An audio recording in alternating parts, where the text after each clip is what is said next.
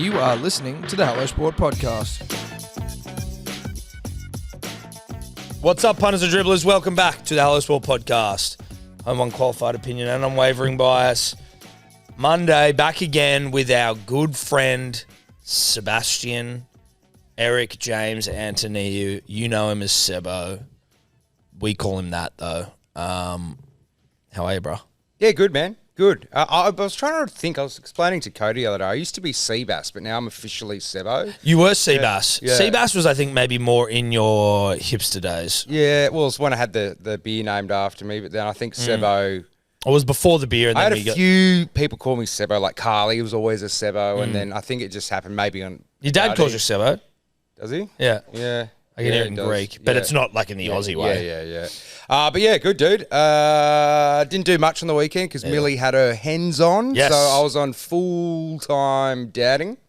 And even was I. built up some old brownie points for the Bucks because last night also took both babies by myself, just going, I'm going to get through this. Yeah. Oh, we've got that this weekend. Yeah. Are you guys all coming or are you dogging it, Cody? No, I'm coming. I'll be there. Yeah, nice. I'm missing the lunch because I got football. There you go. There you fucking go. I'll be there. I I'll thought I come had later. to invite you, Toads. I thought you'd want to Yeah, come. you shouldn't have invited him. You Oh, I'm shouldn't coming. absolutely. I'm coming. Okay. I'm just missing the middle of the day. Why? What are you missing it for? Football. Yeah, he's committed You to just foot started to a new his team. soccer. Is that your new team? No. So it's our last game of the Your team of season. losers. This is our last game of the season. Okay, that's fair, I guess. Yeah, right, brownie points, fair. Yeah, because I was like, she got home. She had a big one, probably the biggest since What I've time did known she get back? Steph got back at like midnight. Oh, no, she stayed at her friend's. So I was okay. on like full-time dadding over the night. She got back to mine at ours at like 3 and then like basically passed out again. And I was just like... 3 in the Arvo. In the Arvo, because she stayed there. Then it was just like last night, she just like... Because we pulled the like mattress out into the living room because the boys just wake each other up. And I was just like, oh... You go to bed, babe. At like 8, she was asleep in there, and I just had the boys, and I'm like, "That's brownie points, baby. That's like me, 36 hours, daddy." Well, that's because building the bank. you need to remember that for next. Like, you just need to remember that in terms of like for what to draw on, what information, what statistics to draw on. Just be like, I'm not coming home until whenever the fuck I feel. Because like you really should try and avoid going home the day after your Bucks. Yeah, like for try sure. to find somewhere just to lay down. Yeah. Dude, you can come in here. You got Yeah, a I key, might don't just you? come in here, yeah. Dude, just come and sit here. We Yeah. don't have a TV. Maybe get up in the other office. Oh, no TV. We'll get a TV by the weekend. We'll get one. But you know what I mean? You just need to go. Yeah. I might even come in here on Sunday. to Yeah, be I think that's honest. the plan. I might Actually, I'd send my Bucks. Steph will kill me. Yeah. So I'm basically I've got enough brownie points to do it. I know I haven't said that, and you just do it. No, you do it. The brownie points at home are essentially like a unspoken thing. Yep. But, You draw on them. You can either acknowledge them when you're asking somebody, listen, I'm going to need to use some brownie points for this thing, or you just do what you want to do, and then if it's a bullshit, you go, oi, how about the brownies I've accumulated? But I feel you have to use the kind of tick for tack as the last option, where it's more 100%. like you have to be like, oh yeah, I'm going to go there. The boys are playing this. I know it's going up. Might come home not. If I do, I'll probably shower and just like you just get that next day sleep, you know, and just get set again. So yeah. Yeah, fuck Really yeah. good. Oh, that's good. How'd everyone's weekend? Tobler, have you seen, I don't know if you're not in our fucking chat group yet. I got to send, I'll just show it to you now. Oh. This is what came across my desk was this Friday night? Yep. This is at the Coleroy Hotel on the balcony. It may or may not be from Jack Johns. Oh my God, Tobler. In the middle of In the middle of everyone. Just full blown. You're the guy that you elbow, whoever you're at the pub with, and go, look at that. Look at that guy in our fucking Hello Sport jackets as well. Yeah. It's like he was trying to be seen. Yeah. That wasn't the plan initially, especially after seeing that photo. I almost gagged. Oh, bro, it's Seeing so yourself suck gross. face is just disgusting. You're so gross. Hey, there's nothing wrong with macking on in a pub. No. Nothing wrong Hey, with listen. that. No, it's more just the public. It's because listen, get it, go off, King. I'm proud of you, but the very it's like a house party when you're like 17 and you don't. exactly. It's like new. Yeah, when new. everything's new, you don't even care who's looking at you. You're so excited. Are we able to put that in the YouTube? I don't mind if we aren't. I'm just like, do we blur sure. that? Do we blur that chick out? Yeah, I'll blur it. Blur So all it's- of her. So it's sweet. Like you don't even want to recognizable by her shoes. You know what I mean? No, definitely not. But yeah, Christ. Hey, it happens. It happens. Like Listen, you're enjoying yourself. I There's get it. nothing When wrong you, with what are you, doing it. 26, 27? I get like you have a few 27. nights where you throw back to your kind of 22 self. Well, he was with. He was so he with- never had the 22 kind of No, he's living it now. sleazy, dance floor. Pub. Do you know how many dates he had on the weekend? 3 days. He had like 3 one. days. He had one every day and 2 on Saturday. Jesus. 4 4 in total. Oh my God, Tobler. Are you playing golf with the boys anymore? Or you just date? And now I've been banned for a month because if you book him, Because I've been speaking to some of them. they're really unhappy with. They're me at the really moment. unhappy with They're you. and now, if you book him for comp and then you don't show up, you get a month ban. So the boys are like, we've stopped taking your name out of the booking because you deserve a ban. You need to be punished. Oh, Yeah. so they keep your name on there. Yeah, so they did on Saturday, and then I bailed again, and they're like, "Nah, we're not doing this anymore." Tobler. I mean, dates normally happen at night. You have to at least show up hungover if you have to in the nights before close because you need to find some balance. You need to find some balance in your life. Listen, dude, Scales are who would have tipping. thought that the balance would have been too baddie related? Like I would have expected you were playing too much golf and be like Tobler. Anyway, listen, you're out on patrol. Good. No, Out you're on doing what patrol. you want. You're doing- and you're living you seem life, to young be and free. succeeding. So that's No, it's fun. going well. It's going well. Are you able to? Are you able to explain what the Saturday night one was or not? Oh, or is yeah, that like I too can, like? I can go into some detail. So essentially, I was invited to this event where there was a group of 5 At a house or like? Yeah, so it was at like this apartment in Manly that someone was house sitting, and it was 5 single girls that were all friends who have individually like invited single guys that they've met on Hinge to come and have like a singles mixer dinner Gather. party sort of event. And so I went with one of my friends who was invited unbeknownst to me, but we went together.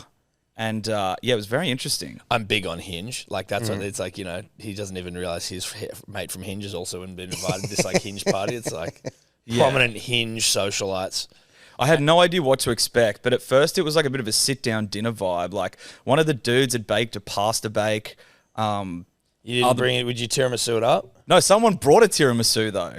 Another dude brought a tiramisu. I was asked if we needed to bring anything. They were like, "Nah, just come. Like we just need people," because a lot of the boys that had been invited were just a bit freaked out and didn't go. And so I was like, "Fuck it, let's just go. It'll be fun." So we were told not really to bring anything. So we had like a sit-down dinner and stuff. And then one of the girls' old housemates had like invented this board game. Oh, here we go. Is it where it's like all just designed to get you guys hooking up?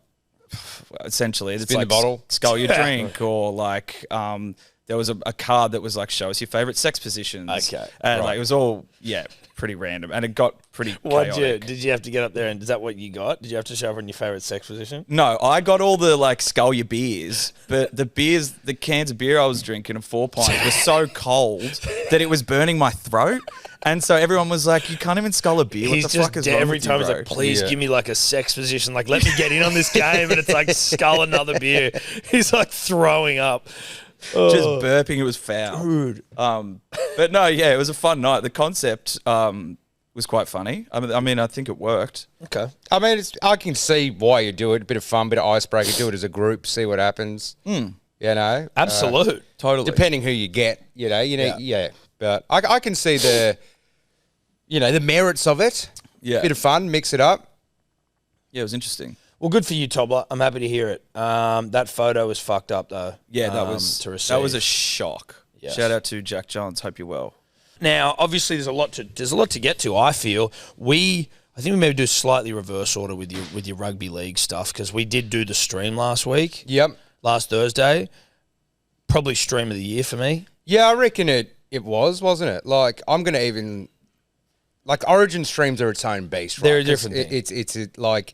And it's hard to compare when you have a stream that basically the entire NRL community is split down the middle, right? Yes. Everyone's got a team in that sense. But for just an NRL round of footy stream, Yeah. a lot of fun. A lot of fun, responsible gambling, responsible winning, Yeah. building a franchise, the Yeah. Oceans franchise. Yeah, because people were wondering, is this franchise ever going to really take off? You Yeah. had 2 flops, then boom, you come through with that. Yeah, you come through with something that really hit.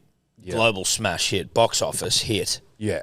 And we made our money back. But I think it's only fair. A lot of people have been asking, fucking Cody better have a seat on the podcast this week. He better sit there. Obviously, the Manly lose to the Tigers. Many also predicting Cody will still just sort of pretend to not give a shit. Like that might actually hurt more. Daria. Yeah, Daria over there. Yeah, probably. That apathetic. Yeah, whatever. The season's over anyway, so it doesn't really matter. Yeah.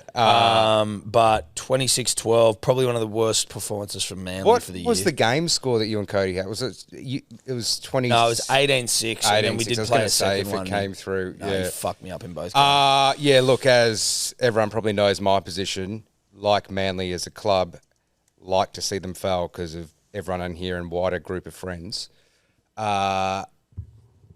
You guys didn't see... Look, I was rushing around. We suck. Yeah. It's all right. Yeah. Finally, you can admit it because, like, you and especially Eddie's been giving me a ton of shit for the Bunnies. You guys are only one win ahead of us. What? Yeah. Yeah. You've only had one more win than us. Really? And we've had, like, the entire bloody team out. Yeah. Really? Yeah. Yeah. Fuck, man. Yeah. Really? Yeah, I'm pretty sure. Yeah. Rabbitoh's about 8 and we've had 9. Like, that's how much you suck. Well, like, so technically we could lose to you guys. Probably for and against because we've been pumped. Yeah, but we've got a few games left. We don't win another game. Yeah, but you still have most of your team on the paddock. Like we've just been surviving on the smelly, oily rag of Wayne going, I'm not getting a spoon, boys. This is one of the more disappointing years in Manly history, I've got to be honest. Now, we've had some injuries, but again, it's not like... You've had a couple. We've still got Queensland captain, former, but halfback, Tommy Hamole most of the year. Like, Cooler's one of the best centers in the competition. I don't think he gets anywhere near the credit he deserves. That try he scored in the first minute was fucking hectic. Yeah. I've been, as a kind of, I don't look at them with the lens that you guys do, but he seems to always he's been our one shining light this year. Honestly, no disrespect to anyone else in the side, I don't think we've had another shining light. Not a single light's been shining. I'm just closing my eyes to think about it. Maybe Lehigh to a degree. They've had shining light games, but not like... Fuck shining light games because, like, they're worse. Yeah. That's like me making you... It's like it's like a torch going out. Yeah, You're like, it's bright, it's off. You're like, okay. I almost put it in pitch darkness so my eyes can adjust. Yeah. Like, I can't adjust I'm trapped in Janolan Caves and I can't adjust. I need my eyes to get really big and just adjust to how dark it is in here. Find a water source and, like, eat a rat so I can... get the time for the eyes to really... Exactly. But don't keep flashing and then I'm like, oh, fuck, are we going to make fun? No, we're not going to. We just lost the time. But is this, what is going on, though? Listen, from all reports, the players think Seibold's a great guy, but they don't like the way he coaches to start. Now, we also don't have any players. We've got, like, Jake's out, Hamole's out, and there's some injuries in the forwards. Paseka's out. But, like...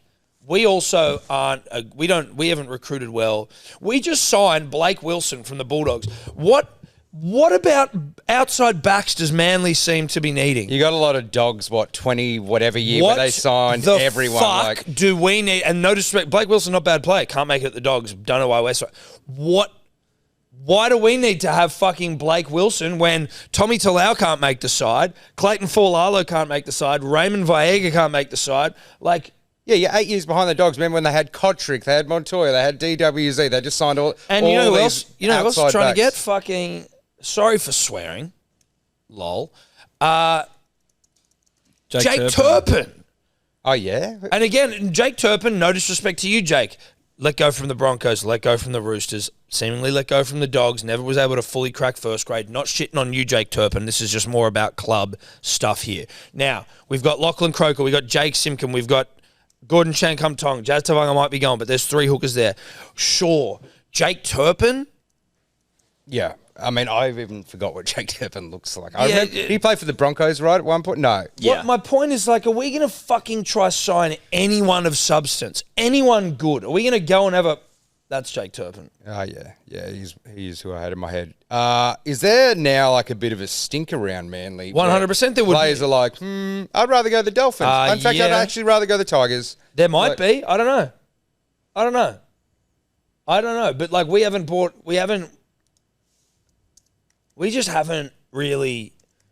And I had this rant a couple of weeks ago about how under Seibold's watch... Yeah, last week, I think. Was it? About how we lost the fine hours, how we lost fucking KO weeks. Like, we have not brought on anyone. you kind of done it at the worst time as well. You kind of needed a somewhat balanced team as the Perth Bears start to rear their heads. Because if you're like a edge back row or a middle who's like, okay, I'm on 400, you're like, okay, well, I'm just going to wait it out and fly over to Perth. Yeah. Why would I join Manly? Our backs are hot. Yeah, backs are hot. Backs are hot, and we've got some good forwards, but that's... But your team, like, you need some forwards, but your team is, like, it should be doing better than it is. Yeah. Should be doing better. One win above the Bunnies, who have, like, 8 mil on the sideline week after week. That fucking hurts. Like, that hurts. We were in a spoon bowl last week. One win above us. That hurts a lot. Yeah.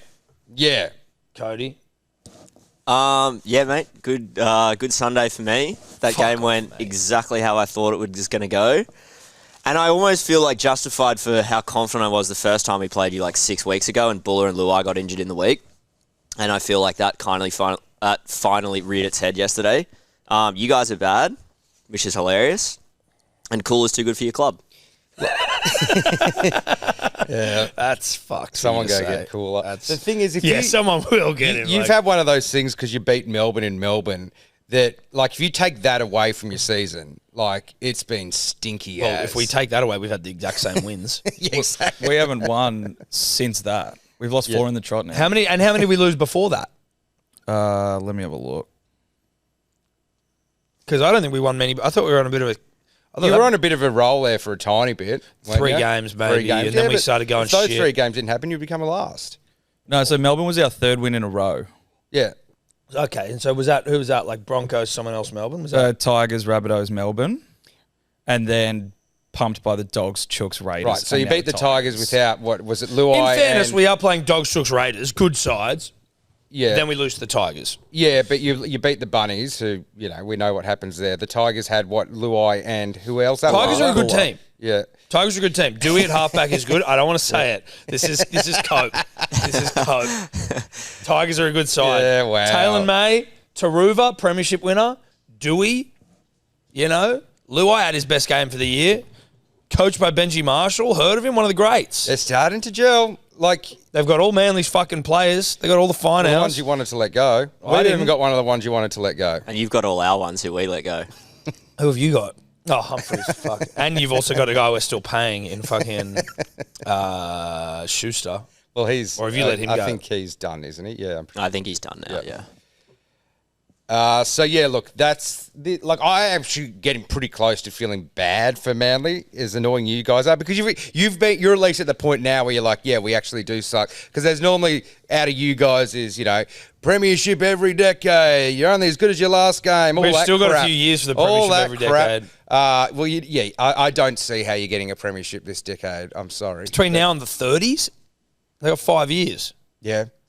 You've basically had your best shot 3 years ago, and is anyone saying the word rebuild around them? Because I think there needs to be there needs to be some sort of it's like not rebuild, but like a little bit. You're doing a lot of band-aiding. Well, because the thing is, but the rebuild is like the whole back line is sweet. Yeah, except for Luke Brooks maybe, and you've got yet Cherry's gone, Fogarty coming in. Yeah, but the forward pack, Jake's getting older, concussions. What happens there? You've got Hamoli's the only guarantee. Paseka maybe when he comes back. Yeah, but that's the thing. Forward rebuild. But you still have Hamole, maybe you're not at that point, but yeah, you're definitely just playing. I don't know if you're playing below your potential because you seem to be getting worse and worse each year. So everyone, including myself, has this memory of the Eagles in prelims or qualifiers, or especially 2021 Turbo lighting the darn thing up, scoring 50 points. But it's that was a long time ago now. Yeah, no, it was a long time ago. It was a long time ago. No one looks good. Now, off the back of that, the code for Grumpy Coffee this week is Manly. Final chance is done. We lose to the Tigers. I'm cut. Manly people are cut. Head to grumpycoffee.com.au. Use the code Manly. You're going to get 10% off your grounds, your beans, your pods, all the good stuff. Grumpy Coffee is the shit, punters and dribblers. I have been enjoying some today. But obviously I'm upset and I'm grumpy about Manly, and Manly people are grumpy about Manly, so the code is Manly. There you go. There you go. Get off me back. Shout out to Grumpy Coffee. I noticed something yesterday, and it frustrates me about the Tigers, is that we'll often take the 2 pretty early on in games, and I always say that's not going to win you a game. And we had a penalty 10 out, and we decided to take the tap against you, which is how much the Tigers don't even respect Manly, which I just thought was hilarious. Yeah. Yeah. Dude, our defense on our right side defense, or like when it's the left attacking side, but our right is just fucking disgusting. Like that Taylor May try was just that was so bad. And then, you know, like, oh, it was an obstruction. It's like, find out Samuel didn't have the ball, and it was like that was not an obstruction. That's what I'm saying. Like, not even close. No, not. It was close. I could see how people are making that No, because because he just kept actually running for yes, once. I know. Like normally exactly. He's they not, but it's again, it's not an obstruction. Yeah. I can see how people might have been like, oh, but he's sort of like distracting. It's a distraction, but it's not it's not an obstruction. It's just poor defense. Yeah. That's all it and is. exactly, dude. Who gave fucking old mate that ball? Was that Luai. Luai? And It's also just like any 2-on-1 situation, though, really. but it was he was a little running bit in front. of the Yeah, ball yeah, carrier, yeah. so it was just slightly. That's why it felt weird. But then Tommy just got stood up. Tigers are getting a bit of a vibe about him because I know at the beginning of the season they did all right, but like you're always going to have a bit of a false start, and then the stink came for him, and now they're starting to be like, okay, we're figuring this out. The players are gelling. Benji's coaching well. We were over the Galvin thing. We're all done. Did I defend? I feel like I defended the Tigers. I was like, and this is like, as in, I feel like when people were saying Benji, because you guys went on like a 5 or 7 game losing streak, eh? Yeah. And people were like, oh, Benji, should he stay? I'm like, mate, they're so noticeably better than they have been. Yeah, they've like, come last 3 years in a row. They are so observably, provably better. Like, he 100% should not be under any.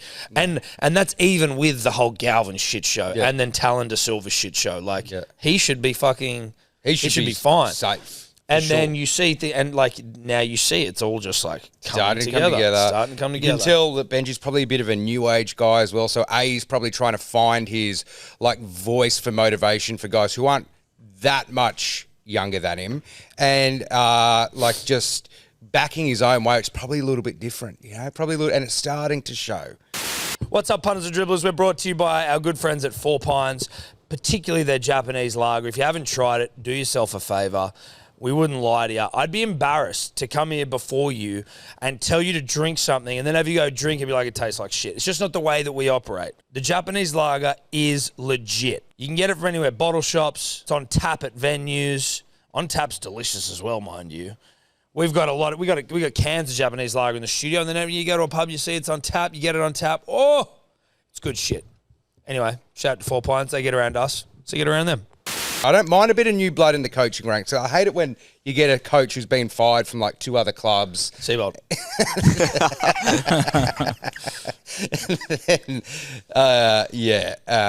Oh no, we reckon like, and this is no knock on Jason Demetrio, but like fired from the Rabbitohs. Yeah. He might be the favourite at the moment to go do the PNG side, but like if you were a club and it's like, Jason Demetrio, you're like, really? Is there a coach salary cap? Like how much you can pay a coach? No. The new clubs, you just need it. Obviously, like Wayne, sure, but like you probably need someone. Maybe it is an older coach who has some wins on the ball. Getting a coach who's been fired from only 2 years. Like, no. What are we doing? Like, you're better off going for a new one. Yeah. Like someone who has been an assistant. Super hungry as well. Like super hungry. Has new age sensibilities, but has been like working in coaching for a significant amount of time, that he knows how to like operationally run a team, has experience like being even if it's an assistant coach in a team that's going badly. Oh, what do you do when your team's going shit? How do you turn them around?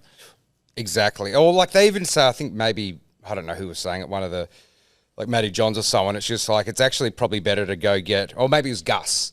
And it's like, go get someone who's been hungry, like an Aussie, done the assistant thing, but then actually gone overseas to like England. And so you've actually had experience being the guy that has to front up the press and explain. Because as an assistant, you can just go, sweet, I'm just going to teach the attack or whatever. But it's not my stress to get up in front. Not my problem. Yeah, and go, why is your team shit? And then come up with answers and dig yourself out of a hole. You want someone who's dug themselves half out of a hole before, who's taken a team from like 5 or 6 spots higher than when they took over them. Something like that. I don't know.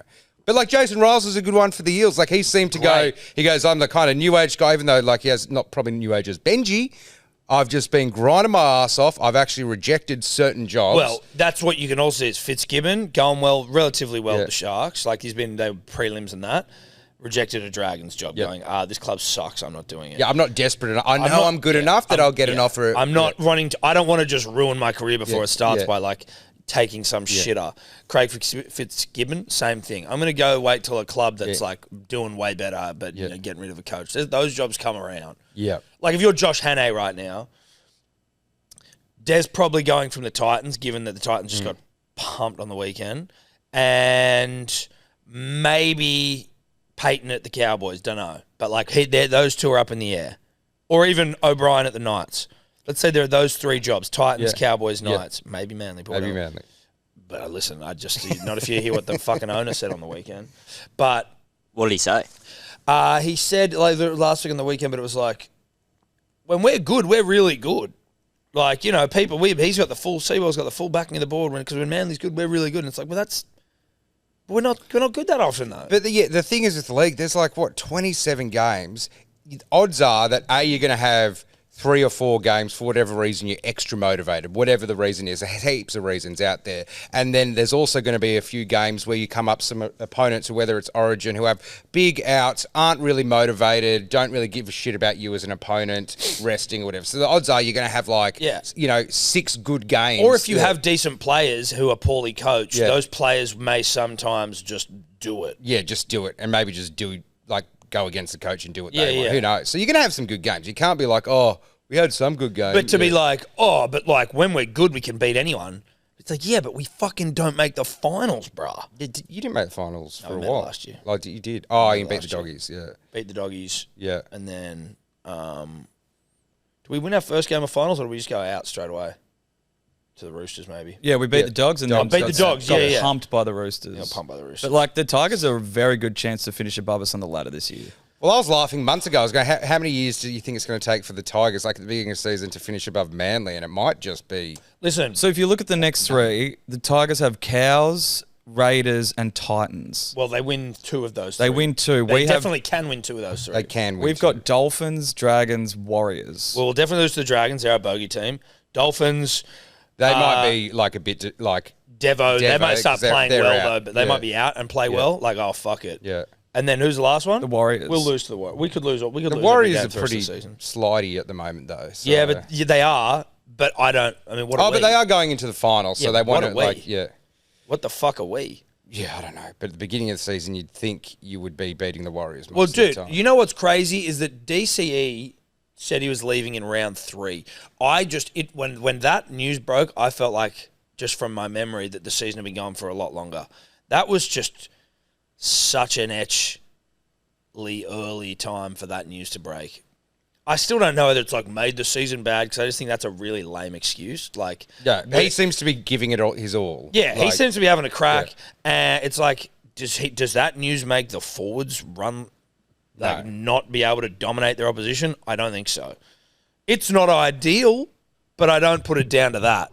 But if you're Josh Hannay, back to him, you'll know. You'll get him. You might get a sense what type of coach he is if the Titans. Let's say Peyton doesn't get sacked, O'Brien doesn't get sacked, and Seabold doesn't get sacked, and the only job's the Titans. It'd be interesting to see if he's like, I might just wait a bit longer.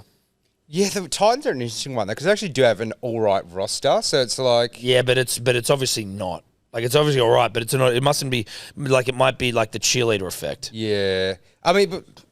Yes. And maybe it's just the confusion around all the they definitely have a good roster. Brimo, they got Campbell, they got Tino. Yeah. Tino wants to leave. Yeah. Fafita's not playing well. Fodawaker.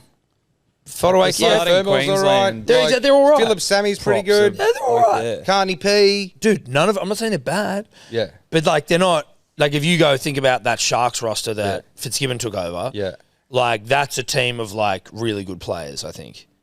You've got 2 good halves. You've got big forwards. You've got some class outside backs. Oh, well, yeah, Sharks are the most well-balanced team in the entire league. Yeah. Well, but then, you know, even if you were to go... I mean... I'm wondering if what you'd say about the Eels. The Eels, you have a world-class halfback. You've got up and comers like your Papali'is. Well, that's what he's done good. Adokar, But he's like been Lomas, Iongi. strict on like cutting some plays. Where if you were trying to desperately hang on for your job and get the most wins, you would keep your like Madisons and Brycey C's and stuff. Want to keep team. the playing group happy. Yeah. And he's gone, just bring in these young dudes. We're going to lose 8 in a row. I think on any sort of rebuild, you have to accept that you're just going to lose some games at the start as everyone's figuring out what's going on, right? Yep. And it takes a good, like, brave coach to do that. Going, no, okay, I've spoken to the board. They've given me a few years. I'm going to do what I want. Instead of like, oh, okay, I'll just do this and I'll do that. But who you, if you got to pick who you'd have if Seabold was to leave at some point? I honestly don't know. I'd take Josh Hannay. Like, Manly always seem to make this thing about like, oh, you need a former Manly man to be a Manly coach. It's like, listen. Well, that's you don't want that attitude. Well, it just seems like it's not a very helpful It's a great way. fit if it happens but naturally. it almost feels like it's a way to perpetuate problems that have been Yeah. like within the club for a long period of time. Now, Trent Barrett, not a Manly man, didn't go well. Seabold, not a Manly man, hasn't gone great, went better than Trent. It's been okay. There's chat of Matt Ballin. Matt Ballin was a great player. He's been an assistant for a long time. He hasn't been one that's been spoken about a lot, but he's a Manly guy. So it seems like we'll go, oh, Manly. They've been talking about fucking Mike Ennis, which is obviously a no. I'd take Hannay. But Eddie and I, we talk about it all the time. It's like, why don't you just go out and try and get the best possible coach available? Try and find the best one, not a like succession plan with Mick Ennis or who is the best. Yeah, but they have to be not coaching a club though. Of course. So I'm saying the best coach available in world fucking rugby league and go and find them. Yeah. Because let's be honest, if it was Mick Ennis, that's not going to be it. Now, I don't want to get back into a Mick Ennis route because we've spoken about that a lot. Vale Manly's year, I'm prepared to officially say it's over. Welcome. Is it raining? I think so. Yeah. What do you think? Like, is there a world now though where, like you were just saying before, where certain coaches would just say, like is Manly an attractive project at the moment? I don't think you're getting anyone taking close to like unders or anything. I think Manly's more attractive than I think Manly's still an attractive enough club, but I'm very close to it, so I understand that. I think the potential's there with the back line. We got Fogarty coming next year. It seems like We don't have forwards. yeah. We don't Get even a have couple like of I don't even forwards have and like then- some young guys forwards coming through. Where it's like, oh, there's this new kid. Yeah. Like, I don't even know of any. We haven't blooded anyone new and exciting in the forwards. Well, that's one good thing about the Bunnies season. When everyone's injured, you get a good look at all the younger guys, and you're like, okay. And then from game 1 to like game 10, you see this improvement. Like our next man up are all like 34 plus. You know what I mean? Yeah. Aloye retired. Yeah, like yeah. Nathan Brown, Matt guys Lodge, who ideally Shipley. just filling in for an injury, but you're not like developing. Where's some new guys? See, like even I know Tallis Duncan's been around for a while, but he hasn't like Not that long, though, No, like- not that long. He hasn't started now. Like after the weekend's game, you're like, okay, All right, let's Tallis. go. Yeah. We've actually got a good forward pack. Everyone was shitting on the forward pack for a while, but now you're like, got guys who can fill in. Tallis, like without those injuries, probably wouldn't have featured as heavily in the season generally, right? Like he's always in and around. No, maybe on he's the always bench. like coming off the bench Yeah. for the last few minutes or something. So yeah, Manly. What are you wanting? What's this? This is the Tigers mascot. Giving the horde. Giving it to the Manly fans yesterday. Well, you better get in trouble. I hope he gets sacked. That's just a great image. Tiger actually looks pretty legit there in the mascot. Like he looks kind of angry. Respect the horde, dude. You got to. What are the other results, Tobler? God damn it. Yeah, this is great. Did you go to the game, Tom? No, I did not go to the game. I was going to. I'm glad I didn't because that would have fucking sucked. I mean, at least you got that going for you. I'm jealous of that. The whole Brookie experience. The, Oh, the yeah, truck bar beforehand, whatever pub we went to after. Like, it's No, just- that's good stuff. I could if I went for them and lived around the corner. You're just like, that's what I'm doing. I wouldn't even almost care about the results as much as just the No, the that's you, dude. experience. That's you. I do care. Yeah. No, but I'm just saying, like, it's a good experience to have. Because even if your team's running shit, you can go have a bit of fun, stand on the hill, go to Well, you could do that at our core. Yeah, great. No, that is good. That is good for Manly. I do love to go on a Brookie. Is it that weird Brookie this weekend? I think we are. Against the Fish at 3 o'clock. Yeah. On Saturday? Yeah. Oh, we'll be steaming by that time. Oh, yeah. Well, I mean, I don't even know what's happening. At the Oh, race, okay. You don't know. We'll be steaming. When we start at 2, we'll be at the rest. We'll be. Do you have any? I've no idea. Oh, when's any? Yeah. Well, don't. Yeah. We'll be having a good time. Great. Fantastic. Manly be playing. Prepare yourself, though, buddy. That's all I'd say. Just prepare yourself. Right. Just prepare yourself, mate. I'm not doing anything fucking dumb. So you can forget about that. Oh, yeah, mate. No, I'm not. Yeah. We're going to get a male stripper to peg you.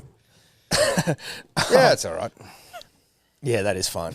Scroll down because we'll go just from reverse order. Cowboys hump the Knights. If I'm a Cowboys fan, am I a little bit like, don't play too well because I want to get rid of the coach? I don't know. But I don't know. they're a just good don't side. know, You dude, see but, that. Like, I don't mind. Like, again, I don't know the X's and O's, but sometimes in the camera cuts to Toddy Payton, I'm like, you are a decent coach, dude. I agree like, with you. You're like, Yeah. you look like, I'm an operator on just like human body language, vibe, aura. What are you projecting? Yeah, what are you projecting? And you're just like, I just think has this been a Cow's problem since before he took over? The kind of like can put on 30 points and then get like humped the next week? No, I don't know. Is it He's just- been there for a minute Who now. did he replace? Oh, like Green, was it? Or who did he replace? You think it was Green? Green, yeah. I think it was Green. Yeah, I don't know. Like, they've got that in terms of like what Origin plays. We went through it last week. Don't need to do it again. It's like 5 or 6. But like, look at the try scorers there. Drinkwater Dearden, Yep. Braden Burns, Jackson Purdue, Jeremiah Nano, and Drinky again. Like, they've got weapons who can play really well Yeah. when they need to. And the Knights stink. They suck. That is what it is.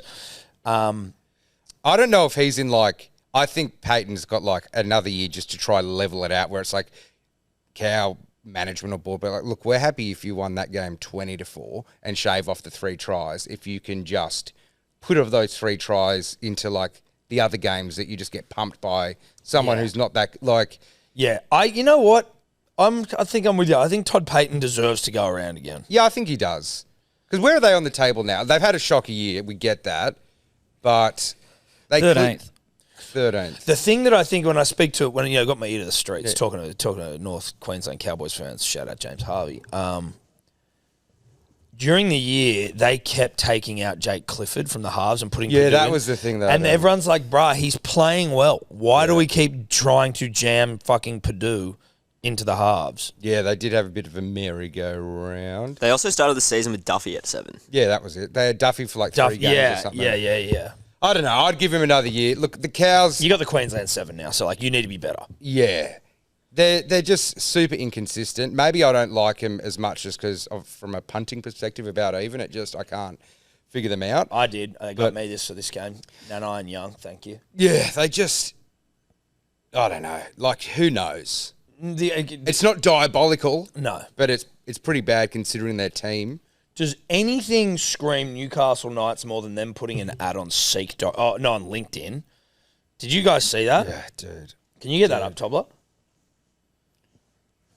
The Knights put an ad on LinkedIn. We're hiring specialist kick and catching coach. Are you kidding me? Just so We're currently seeking a pathetic. specialist coach to kick/catch to join our coaching team in part-time capacity to deliver elite-level kicking and catching programs across all levels of the club. Do you need to go to Seek when you are in rugby LinkedIn? My first thought is that you should have enough people in and around the club where someone knows someone, an ex-player who just wants a little part-time job because they've already got their own business going on around the area, around the Novocastrian area. I would even pay someone double their wage on a part-time role. I'll tick that off, just put a few more pokies in there or something, just so we don't look pathetic and weak. Because we've got no hookups. We can't even go to Matty or Joe and go, hey, do you know someone who can kick and catch? You're in rugby league. Everyone should know how to... No, not everyone should know how to kick. Everyone should know how to catch. Like, what... You should have shitloads of people. There should be some guy that never made it. Some really talented Newcastle guy who got a bad knee injury or whatever. It's like, but he could kick really well and learn how to catch. Like, 100%. What are we doing? But surely... What rugby league player is on LinkedIn for starters? It's you have the contacts. Like, how many people work on a management upper level? There's enough there or within coaching ranks to get, hey, if you got Thingy's number, let's give him a buzz. Like, why the hell would you put it... And tell me what, person, kick or catch coach they want to get would be looking on LinkedIn That's for what jobs. I'm saying. Like if you class yourself as a kicking and catching coach, which is essential in terms of like that skill set is to some degree essential across every player in rugby league, certainly catching. But like if you are that, who is going, shit, I need some kicking and catching jobs. I'm going to go to LinkedIn. Surely you're already in rugby league and you're just going, hey, I might just call one of the many contacts I have within the game of rugby league. Hey, I can kick and I can catch. What about me? Now, to describe the role. About you, proven elite level experience in kicking and catching coaching with a high-performance sporting environment. So surely there's no one who's a kicking and catching coach who hasn't played rugby league. That's what I'm trying to figure out. Like, if you've played rugby league or you were at least the guy who didn't make it because of injury or you're really good at kicking, catching and you're booby miles or you couldn't tackle or whatever, that should be known within all rugby league circles, right? You have guys who are scouts, right? Surely they've got scouts everywhere where, hey, scout guy, is there a guy who just seems to be catching every ball and kicking it really high? Instead of just looking for players, look for him. Like, what level are they taking who hasn't been in an NRL system before? Deep technical knowledge of multiple kicking disciplines. That's only NRL halves. Former NRL halves, isn't it? That's what I'm trying to say because like field kicking, short kicking games, set restarts. You have to have fucking played. There's no way you have amazing skills in training without playing the game, doing those things. Advanced catching techniques. What do you need to catch it behind your back? The ability to design and deliver high-intensity, pressure-focused training for professional athletes. Strong collaboration, skills to work closely with head coaches. So he's working with head coaches. Okay, strong collaboration skills sounds like they're basically asking someone who's applying for their first job. Because that's just a given, isn't it? That is a given. Anytime someone's on a resume, good collaborator. Like, yeah, sure. You mean you're a human who has relatively you can talk to people interpersonal skills? Like, what are you talking about? This one, a track record of developing players from pathway levels to elite competition. Again, what person has experience in rugby league that you don't know about? Like, unless you're not doing your job and looking for assistant coaches, things like that. Like how, like, but also because it's like a track record of developing players from pathway to elite level. It's like, are you looking for just a rugby league coach, someone who coaches footy, or are you looking for just someone who only kicks and only catches? Because you could probably get someone who does all of these things. You could probably get someone who's like a great coach. Well, who also knows how to kick and catch. But I feel like if you're catching, they're wanting you to be like a Tupu or a Coates. But if they're kicking, they want you to be a Moses or like a Cleary. So they kind of... What's the ceiling one can earn if you are just exclusively a kicking and catching coach? Like, that just doesn't feel like it's too specific. It'd have to be a part-time role, like a contract. What does it say? What we offer. It was a part-time 2-year contract. Part-time. Starting next year. It's like a halves coach, right? Would that not be what this is? Coach, well, but it's not a halves coach because it's kicking and catching. But a halves coach should be really covering kicking, you'd think. I've just found this website called playbook.coach where you can go online and like book sessions with rugby league coaches for whatever you want. Like you can book Matty Ballin for a one-on-one coaching hour for like $180 or like Jamie Soward or something to help with your kicking. And like each different person has different specialties, of course. But that's cool. I don't know why they wouldn't just go there and go be like, hey. here. Surely there's a retired winger. You can at least tick off the catching thing. There's a retired winger who was great under the high ball somewhere, right? Like there is. Brett Morris. There has to be. And then kicking, it's like, well, what's our halves coach teaching him? Just shape, not kicking? Because that's like at least the 7. It's like half his game. Yeah. So what are we doing there? Like, so we have a halves coach who doesn't know how to kick. If it's part-time, get fucking Joey. Joey, can we please pay you to come and just, the greatest player of all He was time? for a while. I was at somewhere else. He coached at Manly. Yeah, he's coached at the Eels. He's coached a few places. But how much of catching can be coached? Or is it just repetition under the ball, just do and do and do? Maybe on like in the wingers positions and shit, like there might be some, like there'd be coachable elements to it for sure. It's not just like stand there and work it out. Like it'd be like reading the game, anticipating and when positioning to and all jump. that. Yeah. Like maybe when you've got a defense coming at you, like how to, sometimes you see like a fullback catch it as they're like falling to the ground to avoid like Spencer Leniu coming and ironing you out. It's one of those things though, if you wanted like if you look at a Tupu or a Coates, I'm sure they put work into it. But it sounds like one of those things, if you get someone who doesn't have that natural instinct and you try fill their head with, it's like a golf swing. If you try fill their head with technical things as they're up there, you're losing that instinct to grab the ball. It's like, I've got to like move my, and then it's like there must be some sort of, there's no way to find out if other clubs have this, but have Newcastle had like a shitload of knock-ons from their back three or something? Like, we've got to bring in a special guy. I don't know. It just screams exactly what you'd think about Newcastle. Like 100%. Trying to outthink the room. Outthink the room. Band-aid some problems. Don't trust their players. Like, I don't... Yeah. Is there any other NRL clubs currently with a LinkedIn job offer? Like, I can understand them getting like a C-suite person or like an admin person or looking even for even a physio, chief operating officer. Yeah, even a physio. Like, sure. I mean, again, maybe physios are hired on LinkedIn. They're certainly more. It certainly makes more sense than a kicking coach. There are jobs, but it's like digital campaign manager at the Dolphins or head of rehab at the Knights or. I will be absolutely stunned if the successful hire is via LinkedIn. So will I, because it might be someone like anyone at another club who just has a mate, an ex-leaguey who goes, hey, you could probably do this. Insane. Want to talk to you about Ned's Punters and Dribblers. They are the betting platform of choice here at Hello Sport. You know it. And listen, if you like to punt like we do, responsibly, of course, don't do anything silly, But if you like to have a punt, Ned's is a place to do it. You can follow along on all our profiles. I'll tell you what, if you were following along on Thursday night, my friend Sebo and I, we did a live stream. We had some bets on the rugby league on Thursday night, and let's just say you'd be up. You'd be up if you followed along the boys. Obviously, About Even gets a run.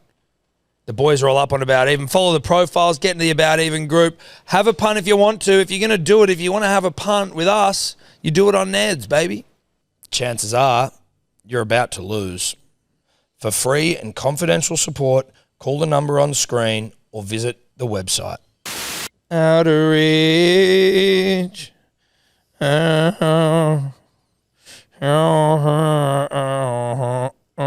rom-com is that from?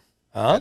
That's on a rom-com at some point when it's like the low point of the breakup. I know what it is. I'm going to see if you can remember it. Is it Love Actually? No. I think it is. It's not. So it's a rom-com, but it's not a rom-com. It's like a sexy rom drama com. I'm just thinking the same thing. Well, like Wedding Crashers is a rom-com. Yeah. This isn't the same thing because it's not that funny, but it's still got com in it. Oh, I need a better clue than that. Think about. I'm trying to think about it. Okay, we'll just like.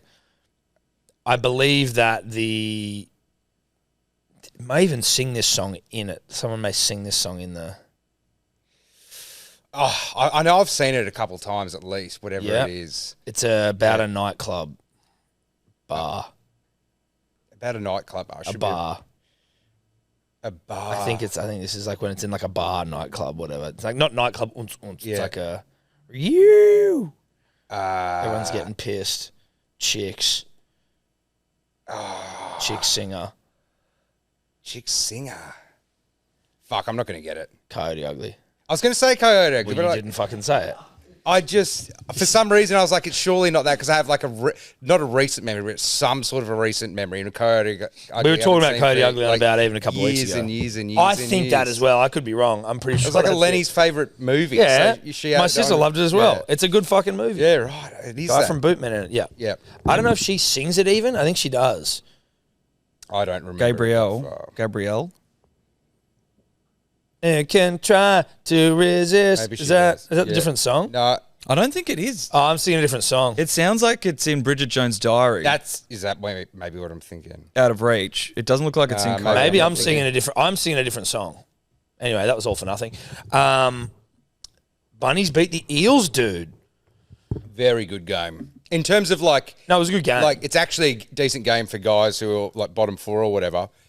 But I think it's just the boys. I thought the Wayne little, whatever he said to him last week, and I guess they weren't officially out of Spoon Bowl, but like this has taken them out of the Spoon. Is it race. 100%? Yeah, Or are you still 100%, mathematical? Nah, like because we've got a buy as well coming. But just great to watch because the Eels had a shitload of line breaks and Little Jai Gray just Lil Jai. worked his dick off. Would you, if Trell comes back, would you have Jai at fullback and Trell in the centres? I'm not like I just think I know a lot of people say, I was talking to Cody about this. Trell's plays centre New South Wales, but Trell's like attribute has been able to pop up wherever he wants to on like the 10-20 and just throw that cut But out. he could still do that. Not really, because the centre kind of has to stick. But like Tommy Turbo when he played centre for New South Wales. Yeah, but that's more like roaming at the 50 line and stuff, and then like popping up for like a little inside line break, where Trell's more give me the ball and I'll just look where the space is and just sling them the ball like an AJ or someone like that. Like it's just, I wish you could do the thing where. So what do you do with Jai then? Back to the in bench an for ideal little world, Jai without Gray. thinking in the room, you just play Jai in our half and Trell in their half, that like at fullback, and then just each of them. So is Jai's best attribute defence? Yeah, for sure. Effort and defence. And like he's good at attacking, he's quick, but he's not better than Trell. Like people will say he is, but he just isn't. The reality is He's not a match winner. He's not the guy who throws that pass. No. Suckers the defence in like Trell does. But like in terms of effort in the back, like I'd say he's probably the most effort at the back. I get Dill Edwards, but he's more effort in those runs. Jai just wanting to bloody do 3 try-saving tackles in a row sort of vibe. Yeah. And how heavy is he? Like 67 kilos or something? No, he's Like, tiny. He's tiny. He's tiny. He's got to be the tiniest league of all time. Yeah, he's 78 kilos and 5'7". 78 kilos seems- is tiny. Yeah, it is. It's tiny. 78 kilos is fucking That's like me in tiny. high school. Yeah, that's what I mean. Yeah. Like Hugh Bowman, the jockey's taller than him. Yeah. Yeah, Okay. He's my height. He's my height. He's great, but he'll get taken by a Perth or something like that, I think. Maybe. This game was a end of season, 2 teams that can't make it share a bit of pride around. So like Rabbitohs got some pride out of that win. Eels have done some prideful shit the last couple of weeks where you're like, oh yeah, Yeah, like, they've been good the last. they've been good. This is like for the fans. This is for your fans. Getting to see, and both teams have some up-and-comer young guns, like, Tallis scores a couple, Iongi scores, Amazulis. Yeah, so it's a positive thing to take out of the end of a season of a tough season. It's like, great. And, we're in a spoon bowl now. We've got a bye to go and we're up the ladder. Just dudes putting in effort. There's actually heaps in like the last few games for teams at the bottom as well. Like carrying a few big losses into the off-season right at the tail end makes such a big difference comparing to going in like off a few wins. Yeah, I think they're going to be pretty happy in the sheds. I bet. Did Humphreys he went off? Did he get like don't tell me some another terrible injury or something, because it's just, I don't know, man. you just can't catch a break. We got another injury as well. Fucking Ruben's like broken his shoulder. He's out for the year, so that's cool. Right. And again, though, not to just make it back to Manly, but like, look at the Rabbitohs there. You see Munro, Mamazoulis, and Duncan, like 3 young guys doing some young guy shit. We have none of that. Yeah, that's exactly right, because these guys are all guys who, debuted last year at best. Mamazoulis hadn't played a starting role, I don't think, last year. No, it was like Cook. It was Cook. Yeah, and then Munro, he's been injured last year and this year. Geez, who did he pushed someone off and then just gave him the big like... Addo Carr. Did it a couple Carr. times. Yeah, he bunched Addo Carr. Yeah, I think he did it twice. Did he? Yeah. Yeah, like Addo Carr was, not absolute try, but like basically just needs to brush past him, and he just bunched him and he just flew like in the air out, and then he just stands over. Oh, yeah? And you're like, yes, we got some up and comers. We're all right. All right, what else have we got? Let's see these other games here. Brisbane Derby. Oh, that was a good game. This was a cracker game. I wanted the Dolphins. I was going for the Dolphins for sure, but it was a good game. Same, but yeah, I didn't really care. I wanted them, but I didn't care. I just want the Dolphins to make finals at some point. I wrangled the Stags. That's all that Yeah. matters to me. Brisbane turned it on. Brisbane turned it on. I mean, I don't know. There's not too much. It was just that. It is pretty crazy though, where they're like, "Oh my god, Adam Reynolds is injured for 4 weeks. They've lost the halfback. Okay, replace it with Ben Hunt." Like, I know, Like, exactly. has anything really changed here? Like, really? Yeah. How are they going to Really? go? How are they going to Yeah. go? Well, they have Tony Staggs, Reece Walsh, Haas, Carrigan, Ben Hunt. Yeah. They're going to be fine. It's fine. I just don't understand. Remember when Jackie Boy Whiten was coming to the Bunnies. They're going to offer him like $800K or something, and they're like, he has to get his market value because he's a half or whatever. He should be minimum $1 million. It's like, where was all the chat about Ben Hunt? Because like there was chat. Yeah, there was yeah. chat. No, there was chat. It was like they got him for like fucking 500 or 600. That's crazy. Like, hold on a second. Isn't that anyway? What the hell? No, there was chat, but it wasn't the same. Sharks Titans. I didn't really watch the game, but the Sharks beat the bejesus out of the Titans. Titans scored late. This was in the corner of a pub on Silent, and it's the number one team, Sharks, to blow someone out that you couldn't care less about because you have questions about the Sharks. Everyone does. But of course they're going to do this. They're going to have a horrible loss the week before, then they go pump the Titans who they should pump. Unless you've got some ATS try scorers in there to get there. Yeah. You're just like, okay, Sharks, as a like peripheral kind of fan of all teams, I want to see you do this to a good side. A good side, yeah. And they still let him score 22 points. Like a really good side just breaks their back. Yeah. Yes. Late as well. They kind of switched off. Yeah. Roosters Dogs. Wow. I picked this one. I said it about I picked even. it as well. I tipped them. Yeah. I tipped the Roosters. Well, as in, like, the Dogs, I think they're a good team, but I think they're, like, in Bad terms karma. of, especially when you get to finals, I think, like, the experienced Roosters just can switch it on and go, all right. I've gone full Paul Crawley now, and I'm talking about karma. And he said last week that he thought that all the Broncos' hamstring injuries were bad karma because they acted like they were behaving like fucking obnoxious or some shit. The Broncos were. When they beat South 50-0 or something, they Yeah. were celebrating. And it's like, well, right. yeah, right. Yeah. Okay. So that's bad karma. So they got the hammies. He said the hamstring injuries are bad karma. I think the bad karma here, ladies and gentlemen, is the Bulldogs being top of the ladder and tinkering too much. Yeah. Is this like you can over tinker with your swing in a golf? If it, in a golf 100%. sense? You can it's probably the most over tinker thing in the world. Or in cricket, Marnus Labuschagne over tinkering with his technique. And then before you know it, you're losing to the Roosters. Yeah. I mean, I still think Galvin's the right call, but it's like, just do it straight away. Don't tinker around for... Well, there was so as in like when he came in, it was you obviously got him for the future. Like, I get you're on a run.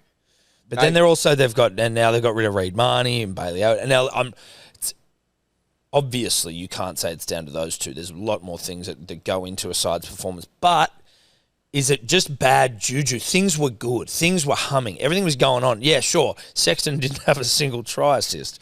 But like... I agree this season, but I think I said this a few weeks ago or last week, and we even kind of touched on it today, is just biting the bullet and doing what you think is best for the future. Now, that's normally the cellar dwellers like Para and stuff. I said that no one will admit it, but I reckon the big man, Gus, knows what he's doing. He's like, we're not winning it this season. Like, we're just not. So the more we can, if we're going to go Gavin way, we get him in slowly. Reed's out, get old mate in. Like, he just knows, and he goes, and they're going to be in the finals. They're going to get final experience, and it's just going to be one of those build to win. It's not the short-sighted. Just the guys that are leaving next year, keep them playing, and we'll deal with it. I reckon Gus is always like 5 steps ahead of everyone. So, but I know what you're saying, karma. I get it. I just can't get that out of my mind. Roosters look fucking good. Roosters look really good. They look good. They look really good. I find them, they're a team that's like my hardest team to hate. Yeah. They're my hardest team to hate. Like, I hate the Roosters spiritually on like a real physical level, but like they're a hard team to hate. Sammy Walker and Savala, like that's a really nice up-and-coming hot boy halves pairing. Savala is pretty odd, eh? Savala's hot. Scots boy. Another Scots boy, mate. He wouldn't have been the hottest in like his formal photo or anything, but like he's... He's kind of like, you can tell he's aging into his hotness. And yeah, and he's big. Yeah, and he's just... Oh, him and Victor Radley just... I know Kikau got them a couple of times, but they just were doing heaps of like... Dudley boy, Hardy boy, like tag team on Kikau, and Kikau was getting pumped, and you're just going. But yeah, I like all their players, dude. Like, I obviously hate the Roosters being a Bunnies fan, but I guess like they do these things where they just have hot guys putting in effort, and you got to respect it. But they got class as well. Like Tupou, now 4th highest try scorer all time, has just been like a mainstay. Kick to him in the air. He's like he's like Coates in 10 years. You know what I mean? It's like, yeah, Coates is doing amazing shit now too. I was like, I've been doing this. Lad. Forever. I feel forever. Like, Tedesco's going to win Dally M possibly. Probably, you'd think. It's him and Harry Grant, I think they were saying, are the favourites. But Tedesco is having one of his best ever years. Because he had an off year, what was it, last year when he got dropped for, or the year before? No, last year. Last year. But then, you know, Robert Toyer and Billy Smith in the centres. Okay, great. Like, two fantastic fucking centres. Mark Nwangani-Tawasa. Their backs are steaming hot. They're forwards. They got the young forwards as well. Young forwards. Nafahu White, who's been around, but he hasn't been around. He's been around. Obviously, he's been there. Bit of a benchy last year. A couple now of... he's just a man. Spencer is a psychopath. Lindsay Collins... Gussie C. Vic Radley. Vicky Rads. Connor Watson off the bench. Like, what are we talking about? Starting at 9. Maybe they knew all along where they lost all those players. And the Butcher boys. We've got everyone else. We just top up their salary. Mate, their team's fucking good. I think they have a bit more aura now as well because they've brought in like all these young players who actually are like their players. Do you know what I mean? Like, yeah, they've got a bit more. They've got a bit more homegrown about them. Yeah, a bit more local Junes. And I hate the Roosters, but it does make me like even show them a little bit more respect now. Yeah. You know? What's the latest on this whole Cherry thing? I always see different things on the scroll. Well, they're always like, oh, Nick Politis doesn't back down from a deal, mate. If he makes the deal, he honours the deal. And then some people go, well, like, can't they just maybe go, wait, do you just want the coaching role? Because I think it was like, we'll sign you for a year, then you coach the year after. That's the latest I've read as well, that he would just go straight into a coaching role. Just probably, like, because I've heard from people earlier in the year that they thought it was more likely that Cherry would retire anyway.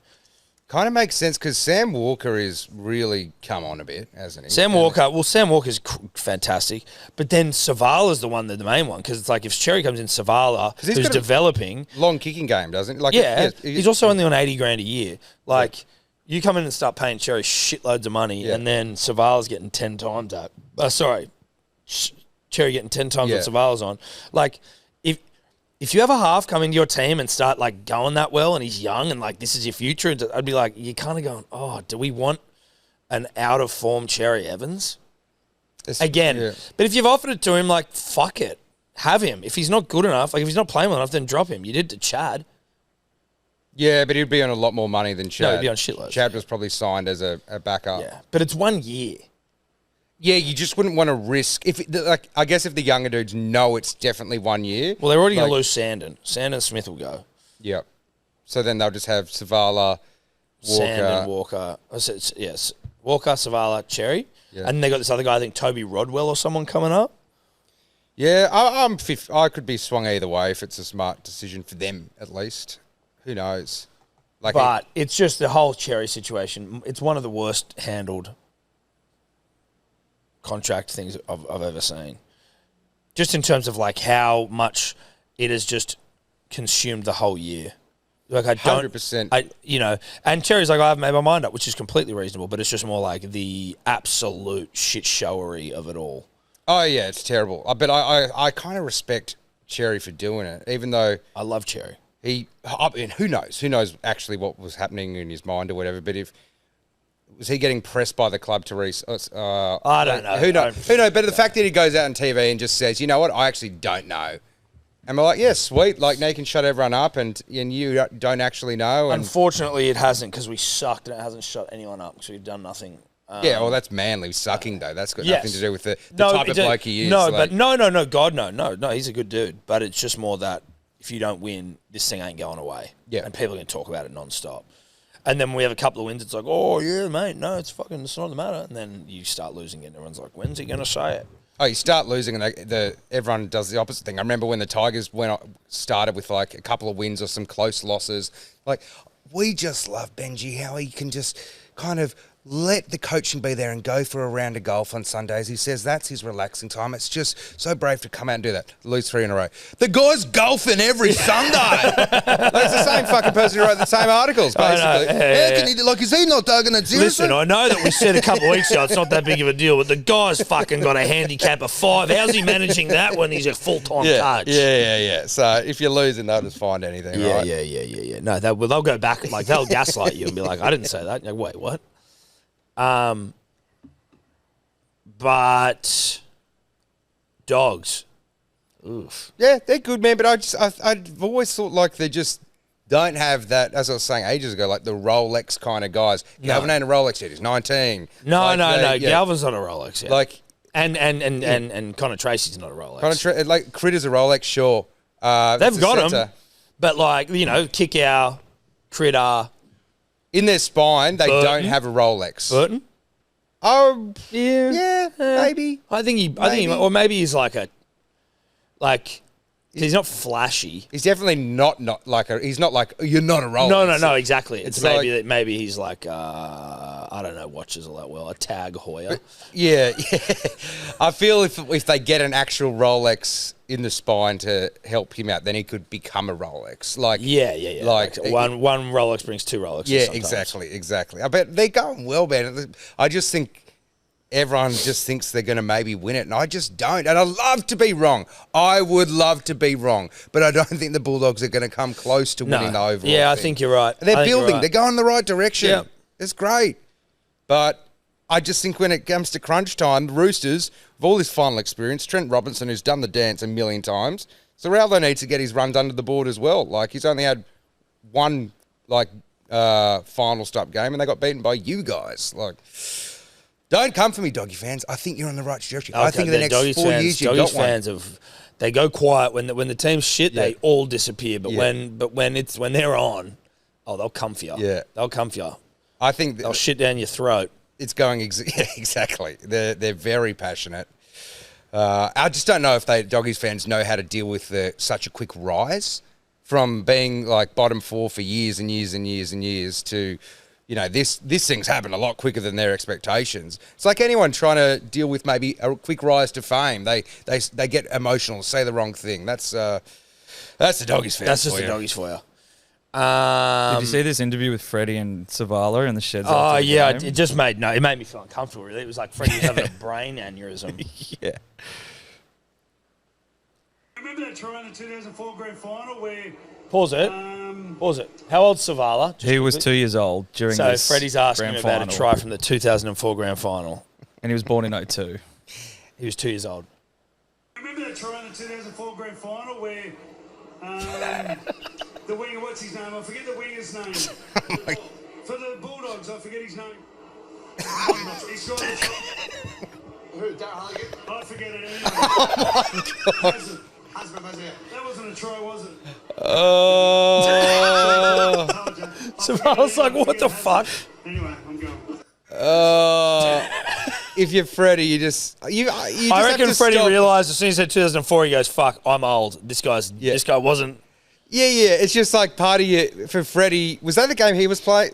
Yeah, he would have been playing it. He's playing it, so of course he remembers it. But it's just like his also- heyday, his highlights, Yeah. and it's like sometimes you forget how old you are. Yeah, Like I you think really- that's a.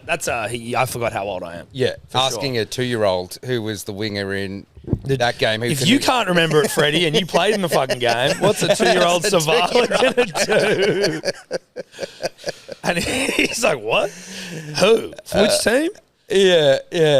That was good. He stuff. wouldn't even probably name the teams playing, could he? Like, No. that's Look at him. great. Look at how tall he is, dude. He's a half. No, I was just going to Marcelo Montoya circumcision, but that was, obviously not real. Yeah, it looked real because he saw it in multiple Me places. and Cody but were trying to zoom in. You can see it's Photoshop, but that was funny while it lasted. it was. Great Photoshop job, though. Yeah, you've got to go into the eye, the first eye in circumcision. Oh, that little, Look at it there. It's scratch actually not there. that good of a... Yeah, I reckon it's AI, probably. AI's done it. Yeah. If that was good Photoshop, you wouldn't be able to see the eye. Oh, being but you messed up. can see the Photoshops. Because it looks like he's taking a photo of a screen as well, which is what I put that Well, down that makes to. it more believable then. Yeah. Rather than just like a clean. It had me looking. Yeah. It had me and Cody were searching around. I was spelling out. I'm like dyslexic, so I can barely spell anyway. But I was like spelling out concussion and circumcision in my head to like see where the auto kind of fix might have happened. Yeah. Don't think it would have, but hey, I can't spell. No, you can't spell. You can't spell at all. I mean, Waz Dragons was just like, the Dragons looking good, and then Fisher Harris knocked out two guys in one go. Like, That's almost like it's like a new genre of porn. Maori warrior dominates two coasties. Yeah, look, I saw that. It That a was good little huge. highlight. Like it looked like it would. Well, it was like, brutal. Obviously, hope everyone's doing all right. Yeah, like, mate, they got but- 3 fucking heavy knockouts, but Fisher Harris is just terrifying. Oh, I love him. He's scary as fuck. But the game itself was a bit like not much to report on. Probably. No, nothing to report on. A good win for the Warriors, though. Like, well, yes and no. Your opposition's been hamstrung. You've got 3 of their forwards out. You're a top 4 team. You're a top They've 4 got team. 3 of their forwards have been knocked out. Though the Warriors, they're playmakers, but they probably should have been They should you know what? not the 72nd minute. It's actually almost a good result for the Dragons. Yeah. It showed, like, to be honest, 3 Yeah. players out. Yeah, it 3 definitely is. forwards. Pretty early on as well. First half. Yeah.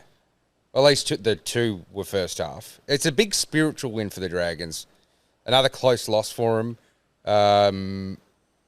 Yeah, nothing really else than that. No, not too much. Not going to try figure it out. It's You hate the Warriors, mate. You fucking hate when the Warriors are bloody lighting it up with Exactly. Lukey Metcalf and Yeah, stuff, they're the Lukey best team to Mets. talk about. But at the moment, they're sliding. Now, Storm beat the Panthers. Contentious. I think that the field goal should have been like by the letter of the law, not a field goal. Yep. But that law is dumb. Agree. But There needs to be more nuance to it. 100% agree. 2 things, though. One, I love it. And I hope it happens to the GF. I just love controversy. I love Not like that in the G. If you don't want a team losing like that. Okay. You don't want a fair team- enough. you don't Fair want enough. that. But yes, okay. Fair enough. You don't. But the thing is, I agree. Dumb rule.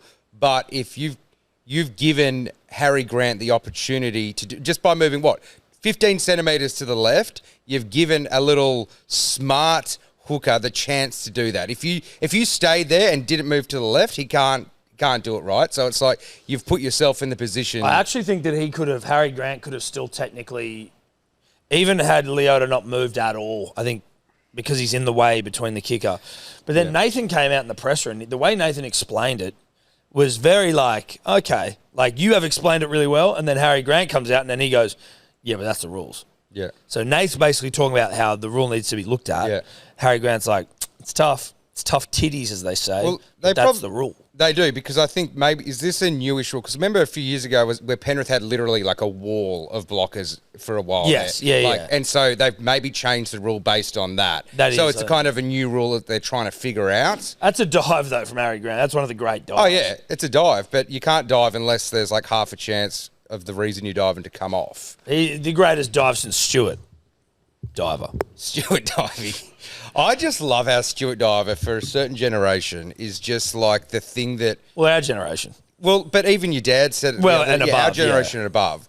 Whereas, like, obviously Kathy Freeman is like, everyone knows it. Stuart Diver's in like a top 10 of like Of not, obviously Kathy is Kathy, but what you're... But that everyone knows who you're Yes, talking if everyone about. knows who, yes. And it was an event that happened like 90s. 20... When did the Threadbow... 97, was it? Yeah. Yeah. Everybody knew it. The movie came out pretty quick after. I remember watching the movie maybe in year 8. Oh, that's not too quick. But everyone made class projects. I was in year 2 maybe, and you make those. I don't know if they make them anymore with the laptops around, but big piece of cardboard, cut out a few articles, a few photos from all the different things, and do a little 5-minute prezzo and Stewie Diver. For those of you that aren't of our generation, there was a landslide in Threadbow in the 90s, and he was in his bed at home and then was trapped under rubble for 2 days in his boxer shorts in the freezing cold weather and survived. So it was like a few day kind of ordeal where they could hear someone tapping, Yes. and then they could speak to him, and then it's like, how do you dig him out of the rubble? Because I guess if it's just like pretty clear cut, you can dig, but there's all this stuff everywhere. It was kind of like our version of the Thai boys, over the Thai cave. The Thai cave, yeah. That was wild. Yeah. That was absolute box office viewing. Yes.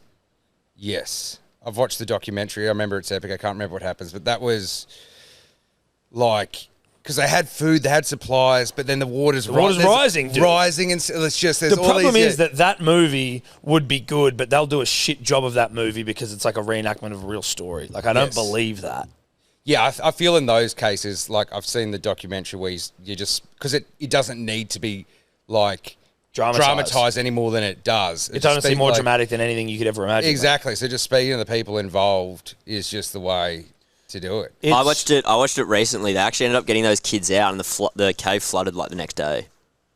In the Thai cave. Yeah, no, they got them out. Yeah. Flooded the next day. Yeah. No, they were like just in time. Yeah. They just got it out in time, and then that one Navy SEAL or the Thai version of the Navy SEAL died. That was the only person who died in the whole thing. Yeah, it's crazy. And that was like they gave him K, knocked him out, and it was like a 3-hour traverse through the caves, like because diving and cave diving are two different things. Like cave diving, you are a psychopath. Yeah, You have that to as be your hobby. a fucking psychopath. There's nothing fun about cave diving. There's nothing even slightly interesting. Because you're in these tiny little things. It's pitch black. And what if you can't turn around? What is the fun side? Is it to find those air pockets? Is that like the fun thing? And like, wow, no one's been in here. Yeah. Cool. Like, I don't understand. Like, No.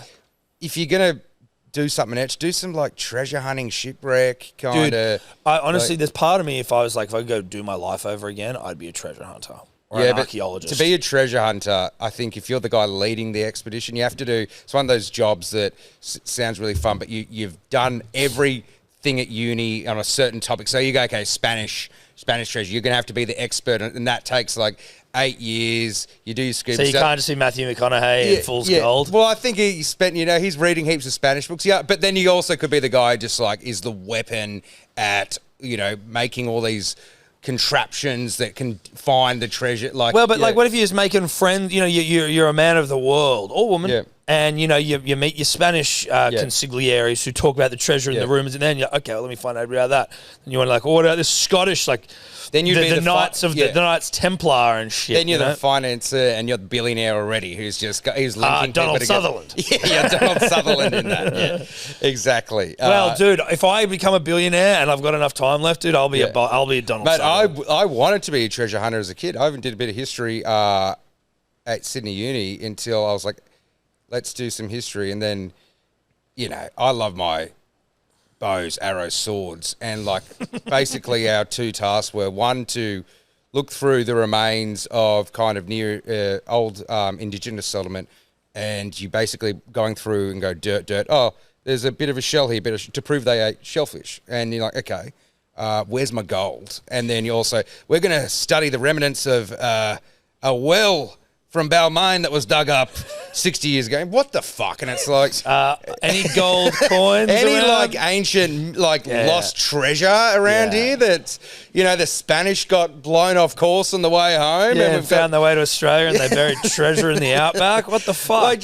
there's something in the Great Barrier Reef. Surely, just keep me. I'm here for the treasure. Yeah, I'm here for the treasure.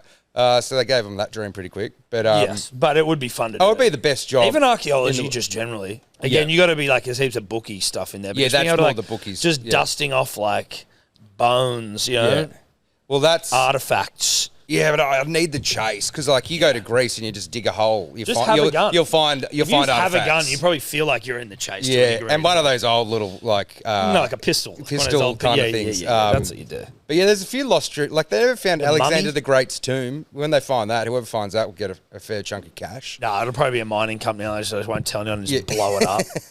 Like, there's fucking iron ore under here. Let's just explode Alexander the Great. Yeah. It's the same with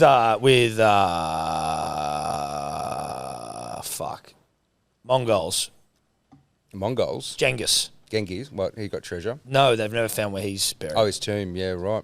Well, like they killed apparently with him it was like they made his tomb and then they killed multiple levels of people so that no one knew where he was buried. So that's like the Terracotta Warriors. Didn't you come to that with me, the exhibition Terracotta Warriors? Potentially. I know I've seen it. Yeah, so that tomb was found only in the 70s on some dude's farm, and he made maybe probably if it's 10,000 terracotta warriors, each made by an individual artist. So these warriors were all different, like in face and stuff, but all the same size and shit. And then everyone involved with the project was murdered, every single one of them, and then except whoever put him in the tomb. They'll probably somehow murdered as well. They'd eventually be murdered because you wouldn't want them to know where it is. Yeah, so much so that this thing still hasn't been fully excavated. Why not? I don't know. Why wouldn't you fully excavate this shit? It doesn't make sense to me. Same with Göbekli. Like, why I aren't think you got to take your time. Like, I'm on not those saying you don't things. take Yeah. your time, but like for Göbekli Tepe, for example, like it's 5% excavated. It was discovered in the 90s. Maybe I think these days it's harder to like get the money to fund a thing to do it properly. Because back in the day, the real age of the treasure hunters, like the 30s, you got Howard Carter who found the Egyptian stuff, Tutankhamun and stuff, and that stuff's got a few like fun little conspiracies around it because like a few people, even himself, died like suddenly, not long after finding it. You got Heinrich Schliemann who basically read the Iliad, the Achilles stuff, and like mapped because everyone thought it was just some fake poem, and it mapped out like where it might be. So he goes to Turkey and just starts digging. They find Troy, and there's this like beautiful diamond headpiece that they find, and it's gone missing. Like 4 years later, his like wife's wearing it at a ball and stuff. Oh, And he really? They were hybrid treasure hunters, hybrid like I want to find Troy, but also I'm going to take some of this shit. Yeah, with yeah, me. yeah. The Like, grave robbers. Yeah. Where you could read an old book and just go dig on a beach and find fucking diamonds and stuff. Well, I've heard some people try and use that sort of thing for like with the Bible, where they're saying like these aren't actually like just made up stories, but Yeah. they're stories that Some have been passed truth to it, down yeah. through time. Obviously, again, chain like it's not all word for word Yeah, truth. yeah. But like certain elements of it that are just trying to keep. It's like the best way to keep fucking stories alive. Yes. Before you even knew how to write. Well, the Iliad was only told via, and the Odyssey was only told via like campfire stories for 400 years before Yeah. someone wrote it down. Yeah. Like, but Hell of a yarn. also had a lot more brain capacity to probably listen to a story back then. It was your only entertainment option. Mate, probably. the amount of times I'm like on my phone, I go to do something and then I'm like, wait, why am I here? Why am I on this page? What am I doing? My brain's just completely fried. Anyway, shout out to Harry Grant. Marion Seve wore goggles. The main reason they're not they don't want to excavate the tomb where they found the terracotta warriors because they're worried that like it'll destroy it during the excavation Yeah, it'd process. be tough, it'll 'cause the thing damage was built thousands of everything years in ago. there and yeah. Well, why is it It's underground. Why is it fine so far?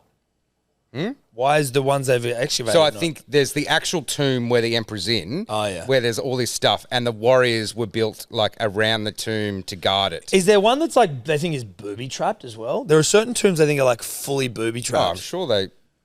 I'm sure there would be. But just like imagine the booby traps lasting for that long. In like Egypt and the Yeah. pyramids, I think. They probably wouldn't.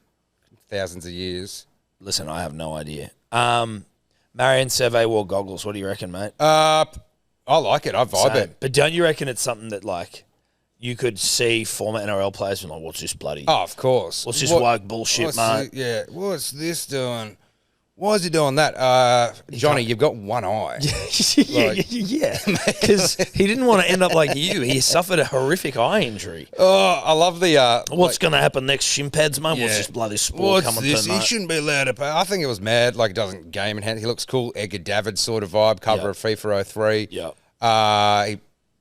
It's just cool. I don't think it's. No, and he scored it. Did he score a try? Did he score a try? Didn't he? Yeah, he did. Yeah. I like the goggles. I vibe the goggles. I get that, the old school will hate it. And in fairness to the old school, they actually haven't said anything, but Yeah, I know. I just assume they might have. Nah, there'd be someone who hates it, though.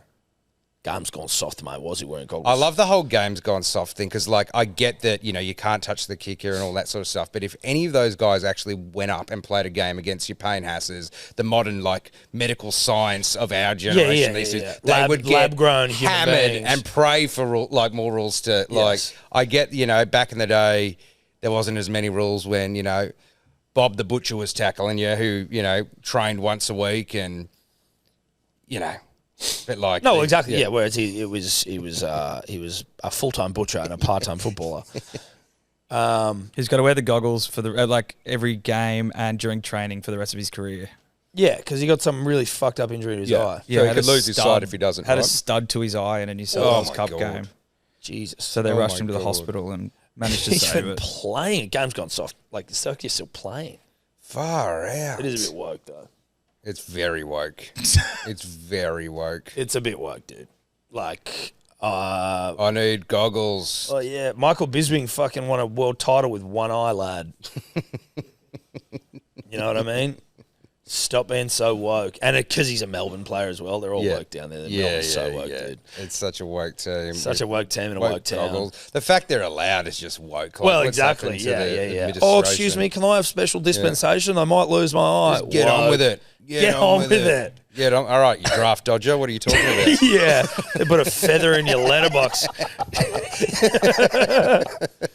Where are you in Vietnam, mate? Yeah. Nowhere to be seen. Nah, nowhere to be seen. Oh, can I wear goggles in Vietnam? Yeah, good luck. Gonna have blood all over them. Yeah, try having dysentery, mate. You can get some real problems. Fall into one of those booby traps. There's just spike bamboo everywhere. Yeah, exactly. Even if you make it through, you got the Viet Cong stabbing you from each side in those little tunnels in yeah, the yeah. underground. I remember when I was a rat of Tobruk. Sorry, you're saying about your goggles? Absolutely ridiculous. Good game though. I think both teams win from that game. Yeah, I think it's just basically like the little part of me. The fairy tale is over of the teams, like your Raiders and stuff, watching this game where you're just going, one of these guys is winning it. Yeah. One of these guys is winning it. Here we go. Maybe. Exciting, though. Like, it will be, that was anyone's game the other night. Storm didn't, they had a few outs. Like, Yo was out for the Panthers. Yeah, Paps Hughes. So, I mean, there could be a run. Like, I'm actually, like, obviously, I want Raiders to win the most, and then I don't really care. They all have a great story to them, I think. Is it the Storm that love to win after losing, or is that me making that up? I think so. I think Yeah. Even though Bellamy they doesn't lost lose. back in 2021 or 20. Oh, they won in 2020, didn't they? Yeah, So against did Penrith. they lose in 2019? Yeah, they did. Lost in 2019 to the Roosters, won it in 2020. And then lost. And then last lost to year. Penrith last year. Yeah. I think it's going to, it's these two, who knows if they're in the final. They're going to verse each other at some point. It's going to be an epic game, and whoever wins that probably wins. But, yeah, I respect them both now. It'll be interesting. I feel like we're often talking about Penrith like saving their run, and I feel like they've had a pretty good run. I'm not to say that they can't win it. Like obviously they can, but it'll just be interesting to see how it plays out. Yes, because they did. You know what? There's almost though like they needed the run they had to get back into the competition. Yes. Now they've lost. Like maybe this is the run. Maybe the run's coming. Maybe we haven't even seen the run yet. They completed like 100% for the first half. Though. Yeah, Like that's it was 22 or 22, I think. That's Right there, insanity that was like. in the rain. Was this raining, Oh, well, it was wet, wasn't it? mate? Oh, Yeah, it had been raining all week, so but Yeah, you're I in the played- rain. yeah, the then- field was golf wet. Yeah, that that's day. right. Fucking Yeah, Jesus. yeah, Rained 40 fucking mils on me. I didn't even have a card. Yeah. How about we got this is our gambling stream. Yeah. This was good stuff. Yeah, it's great stuff. Isaiah Papali'i anytime 9.25. Now starting 13, or is he 12? I think he might have been. Well, he had 12 on his back. I don't know who was there, He played starting lock. lock. He played lock. but he had the 12 on. Yeah, but it had the Maybe 13. because He was named at Yo 13. was a late out or something, and he moved up. I'm almost certain he was named at 13. I'll check. Yeah, no, he had 13 He there, but started I at thought he was 13. wearing 12. Either way. I think Martin was 12. He was wearing 13. Okay, there you go. He scores. Not only does he score, Sebo, he scores first. If only we'd got him first. That would have been nice. I know, but you've got to be beggars happy and with the choosers. nines. You got to be happy with 9.25. So much so that we felt like the Neds app maybe started freaking out. They're like, "Oh my god!" I just love maturing as a punter. At least it's in the civvy stuff. As just going bigger on like a kind of one try score at big odds rather than just trying to put together 50 try scorers and multi. Have that, sure, but Yes. like just have that one, a couple where there's that one leg, max two legs sort of thing. Well, then your one was Coates Cleary, yeah. which was another glorious bang for the two of us. Cody talked us out of Scott Sorensen. Yeah, he talked us out of that. We were about to press We were about go to on press that. go, and he talked us out of it. And then you went IPAP, mate. Yeah, so we probably would No, have found we'd IPAP already gone anyway, IPAP and at that stage. Yeah, we'd have boom, boom. I guess this game, though, kind of was the ribbon cutting of, like, finals this year. That period of post-origin to, like, around now has been a little bit of a Games all slog mean sometimes. the games are starting to mean something again. Yeah, they mean stuff. The ladder's firming up. Everyone's kind of getting ready. Do they want to rest people? They know they're going up this person. Do they want to play really hard? So we're kind of spoon bowl kind of happened the other week. Like we're back now. Yeah. I feel we're officially back. Yeah. And it's exciting to see. Like there are games that are like this game was super, super meaningful. Yes. Then I think on Friday, is it Panthers Raiders? I think all top four are Panthers. And then aren't Storm top four, Dogs but- on yeah. like the game after. Yeah, on so Friday two. So night. Panthers Raiders Storm Dogs Friday night footy. Yeah. Whoa. Both on Friday. Yeah, wow. Yeah, we're here. We're here. We're here. Penrith had won 9 in a row before this lost to Melbourne. Yeah, they are. That's again just to get them back. Now they've dropped out of the 4 because the Warriors won. Yeah, but I but they'll be assume back. they'll get back in. They'll there. be back. Surely. And like at the end of the day, yeah, Penrith technically won the game. But basically, yes, they lost this game, but like I feel both sides, it doesn't really matter. It's like we go with each other. Yes. And whatever happens, and next time we play grand final, whatever, we'll see what happens. All right, punters and dribblers, time for a good day review for you. Head to begoodhealth.com.au. Code dribblers is going to get you 10% off your first order. Pair it with a subscription, 20% off. There's flexibility with the subscription offering as well, so you don't need to have it. You can mix it up and match it as you see fit. Now, this is a review from Daniel. You can see all these reviews on the website, begoodhealth.com.au. 5 stars, pure goodness. I jumped aboard after watching the boys on the Hello Sport potty and after listening to the reviews. Firstly, the flavour is delicious. I found through peak winter I wasn't getting sick. Through pure ignorance, I thought I'd test my immunity by taking a month off Good Day. I literally started getting sick 5 days after stopping the Good Days. Back on board and not looking back. Keep up the good work, boys. That is a review. That's a review. BeGoodHealth.com.au. Code dribblers. Subscription 20% off. Make smart decisions. Awful 24-hour period for South Africans on the weekend, Sebo. Yeah. South African sport fans had a fucking weekend to forget. Started off with Australia winning the T20 series in Darwin. Glenn Maxwell, unbeaten 62, I think, winning runs off like the second last ball. South Africa lose, T20. Right. Then at 1, that was at like 8 o'clock, 9 o'clock, 10 o'clock, 11 o'clock Saturday. 1 a.m. Sunday morning, the Wallabies at Ellis Park in South Africa haven't won at Ellis Park in 63 years. I had no idea that was a thing. I didn't either. You would have thought it would have been... You would have thought. When you see a hoodoo go on that long, you're like, fuck, their team couldn't have been that good. Like, that's hoodoo stuff. Hoodoos are real. And that's the only place they play in South Africa? No, so no. They haven't won in South Africa at all? Or No. They've won in South Africa. Just they haven't won at this ground. Yeah, okay. Since 1963. Since 1963, sorry. Yeah, that's a long time. How many times have they played there, though? It's not like you've played once and never gone back. No, they would have played heaps. Especially, look, I didn't watch the game. They were up 22-0 against I watched the highlights, crazy. Like, we looked awful. It looks like it was a flushing straight away. Oh, the first minute they scored? Pretty much, yeah. They just went down the field. Straight away. And then... Bang, bang, bang. 22-0. We're fucked. This is same old story. It's the same old shit. Oh, and like off the back of what was a pretty positive Lions tour. Yep. For this to happen was just gonna be like, this is not good.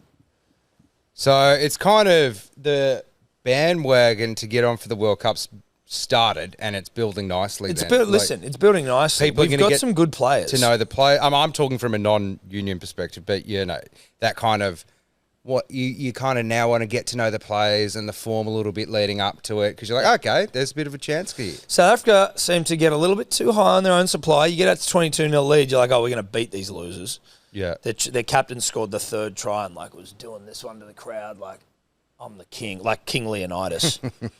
And then we came back and we got to work. Suoliti scored a try. Max Jorgensen is an absolute footballer.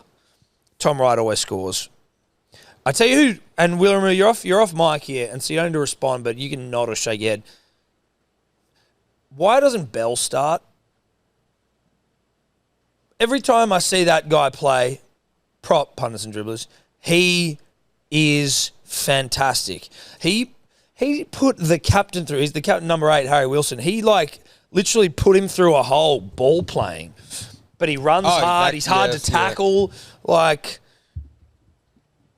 Anyway, every time I see him, I'm like, why is this guy only coming on in the 60th minute? That's not really a nod or shake your head question, though. Why doesn't he? No, well, it's just more like his reaction is like, he should be brought on. Okay. He should be brought on. Also, who's the most rugby union name? Tate McDermott, halfback. Why did they... So, Nick White retired against the Lions.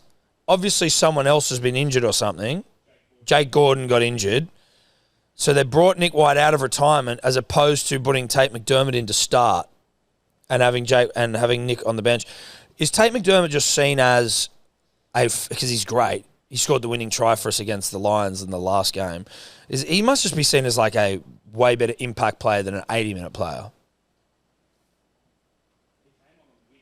Yeah, he came on the wing. Yeah, right. So he's got some serious, got some utility and did well. Like, just did well. He just does well. So we got some players then. No, the there's whole some thing a players. few years ago, there was got no players. Listen, we were 22-0 to South Africans. Like, part of it could be that they dropped the ball a little bit. We obviously, we hung in there. We had to win it. Yeah. I'm not saying we didn't have players and we didn't, we had to win it. We're not the shit Wallabies of old. Yeah. But then I'm still like, are we?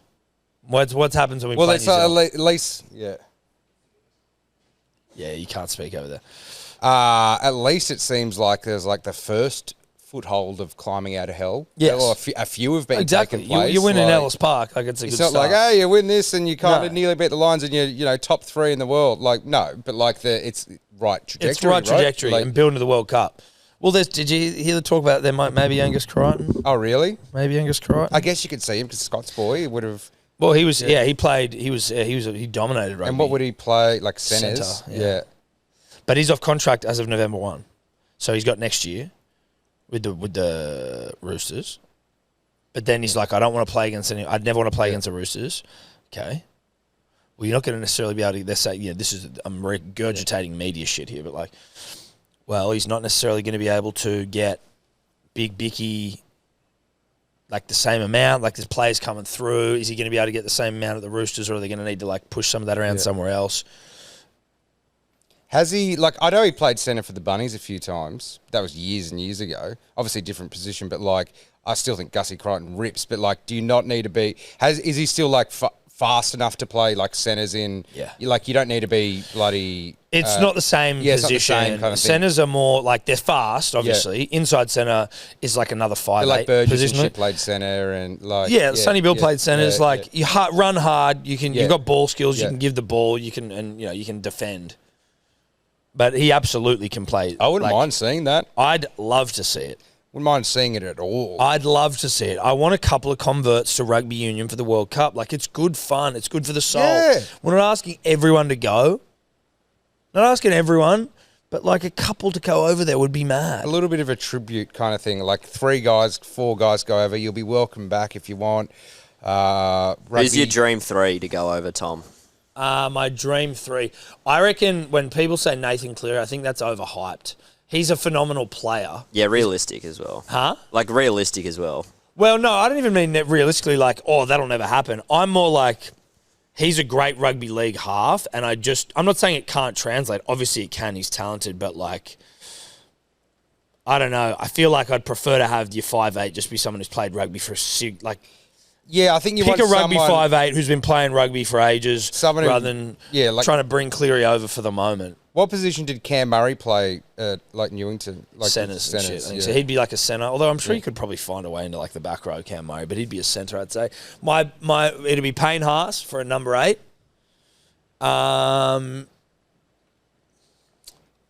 Payne Haas, number 8.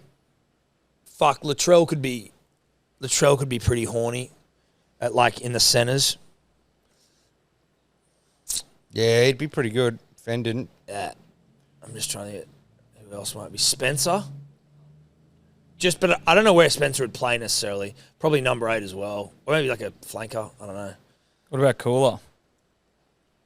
Because he grew up playing Union, didn't he? Cooler wouldn't be bad, dude. Cooler's so quick. So quick and strong. What, as a winger? Centre. Yeah. But I like the idea of Gussie C. I like Gussie C. My biggest one would be Payne. Payne would be epic. Just to see, a forward, because normally it is just an edge back row going to the centres and things like that. And or wing wingers or whatever. yeah. But Payne the guy's got a motor. Yeah. And he's massive. He's massive. But then if he plays number 8, does he need to be real trained up on all the little mauls and stuff? Yeah. Can he be able to pick that up? They're professional footballers. Yeah. There's nuances to elements of the game that you need to pick up. But, for the most part, I think it's not rocket science. Yeah. Anyway, so the Wallabies get it done. And the South African crowd, after being so, quite rightly, auto-filleting themselves in the crowd, were just so devo afterwards. It was glorious. And then Sunday, not as glorious. I'm a fan of Dricus du Plessis. He's a good dude. But he was the world champion at middleweight in UFC, coming against Hamzat Chimaev, who I'm also a fan of, who's like terrifying. And it was one of the most one-sided beatdowns in title fight history. Yeah, okay. Wrestling, like Hamzat's like more a wrestler. So just a wrestling like long beatdown, not like a knockout kind of 5 thing. rounds. Yeah. And dude, like no round was on the feet for more than 20 seconds. Right. Got him down and just controlled him and just fucked him up. And like to Dricus's credit, he couldn't get stopped. The fight was boring as shit, but it was interesting because it was like, wow, this was more dominant than you could have ever imagined. Yeah, He just couldn't get up. All could judges not get had up. it 50-44. Like, he won every round on every score. And one of them would have been a 10-8 then. Yeah, on each one. And he just The kept third hanging in round, there, though. That'd 10-8. take a lot of energy to try to get out of there. Like, Dude, but like he just couldn't. But it sort of exposed him to, like, there's two truths. Hamzat's like generational talent, like amazing wrestler, like, but then also du Plessis was seemingly shown to have like very incompetent wrestling ability to be able to even slightly counter or just to stop a fucking takedown. Yeah. He couldn't stop a takedown. He just got, like, Hamzat was like, I'll just take him down whenever I want. 12 takedowns he got. So does Hamzat normally do that to everyone? Like He does do it to everyone, but he also doesn't. There are fights that he's had that aren't like Gilbert Burns. That was like a brawl. Who was the other one that he had? Kamaru Usman. But Kamaru's a world... Like, when people refer to the Kamaru one where they're like, fucking Kamaru came up on 9 days' notice and almost beat him, it's like, yeah. Their wrestling cancelled each other out in that game, in that fight. So they were, like, throwing down way more. Anyway, this is maybe way too specific. Hamzat is a psychopath. He's been, like... Everyone's been, like, watching... In his first 4 fights or something, he didn't take a single punch. Yeah, right. As in he just dodges them. Like, He just fucked everyone up so quickly. yeah, right. Okay. He's like a psycho. He's got like this Russian accent, like this broken English Russian accent. He screams. He sounds intense. Jeez, He's got like a big scar, like hair lip from an injury when he was a kid. So he looks terrifying. They just seem to breed him like that up there, don't they? Yeah.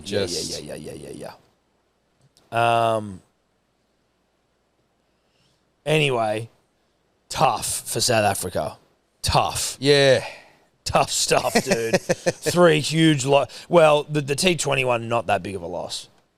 Why? Because they don't really... because it's No one it's gives a just shit. Yeah, no one cares. No one gives a fuck. And, like, I guess, like, UFC fans in South Africa would care about this, but it's mainly the rugby one where their soul was... No.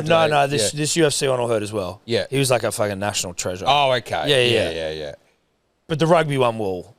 Nah. I don't know which one would be worse. I reckon Dricus one, because of how bad it was. And he's like your champion. It's a title fight. It's like a anytime in fight game that you're fighting for the title, it's like a World Cup final. Like you're fighting for the thing. Yeah, for sure. And you get absolutely and the Australia spanked. game was just what was it? Like it was a rugby championship game. Yeah. Even though he broke a record, it broke a drought. Now, Tobler. Yeah. We need to go through some Supercoach. Yes, we do. Thanks to our good friends at Swyftx. Okay. Just get that thing up on the screen. Just getting it now. Did you see the plane crash in Monavale golf course? Huh? A plane crash, like a mini plane crashed into Monavale. Bro. Yeah. Yes. Yeah, Did you see the guy running to help and he almost killed himself? No, I only like... Look at this video. Now go to the top video. Top video. Top video. Dude. Oh, my God. Look at this guy run down to help.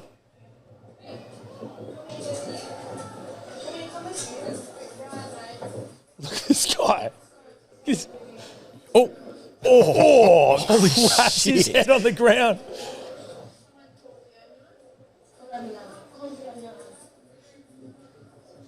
Everyone survived.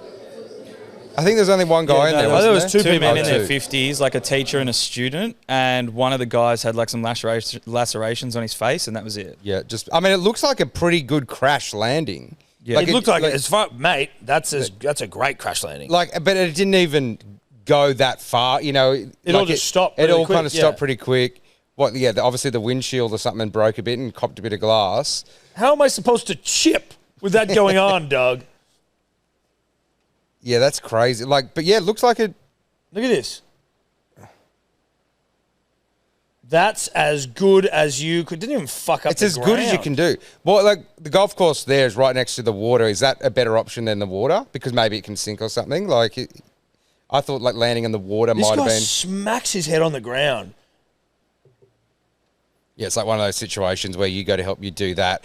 Call an ambulance and the pilots are fine and you're the one there. Getting out there and blood you've got, coming a out of your ears. traumatic brain Everyone injury. okay? No, we've called the ambulance for you, mate. Yeah, you're bleeding out of the fucking back of your head.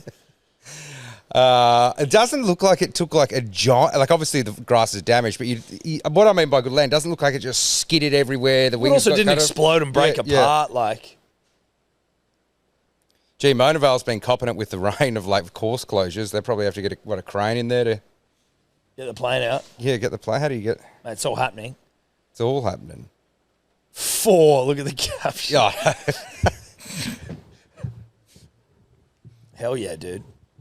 Listen, you're glad to hear everyone's okay. Yeah. If not everyone's okay, I don't think we're putting 4 as the caption. And When we talk Supercoach, Sebo, we do it thanks to our friends at Swyftx. thanks, Swyftx. Yeah, Swyftx are the best.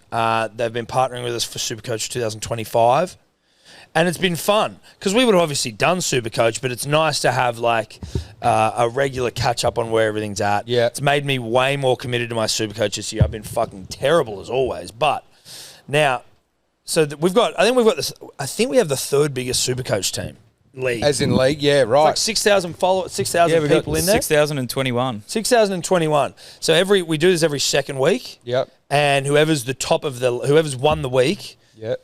gets $50 in Bitcoin. Nice. You also, anyone who signs up for the first time with Swyftx gets $20 free Bitcoin if they use the link in the show notes. So you can be up to $70 $70 dues in Biddy.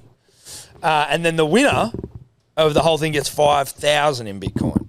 Ooh, that's not bad. It's pretty damn good, isn't it? Pretty damn good. And that's all thanks to our friends at Swyftx, as I said. Now, what we do here, reminder link in the show notes if you want to sign up. We'll go through your team, my team. We'll find the guy who won it, or girl.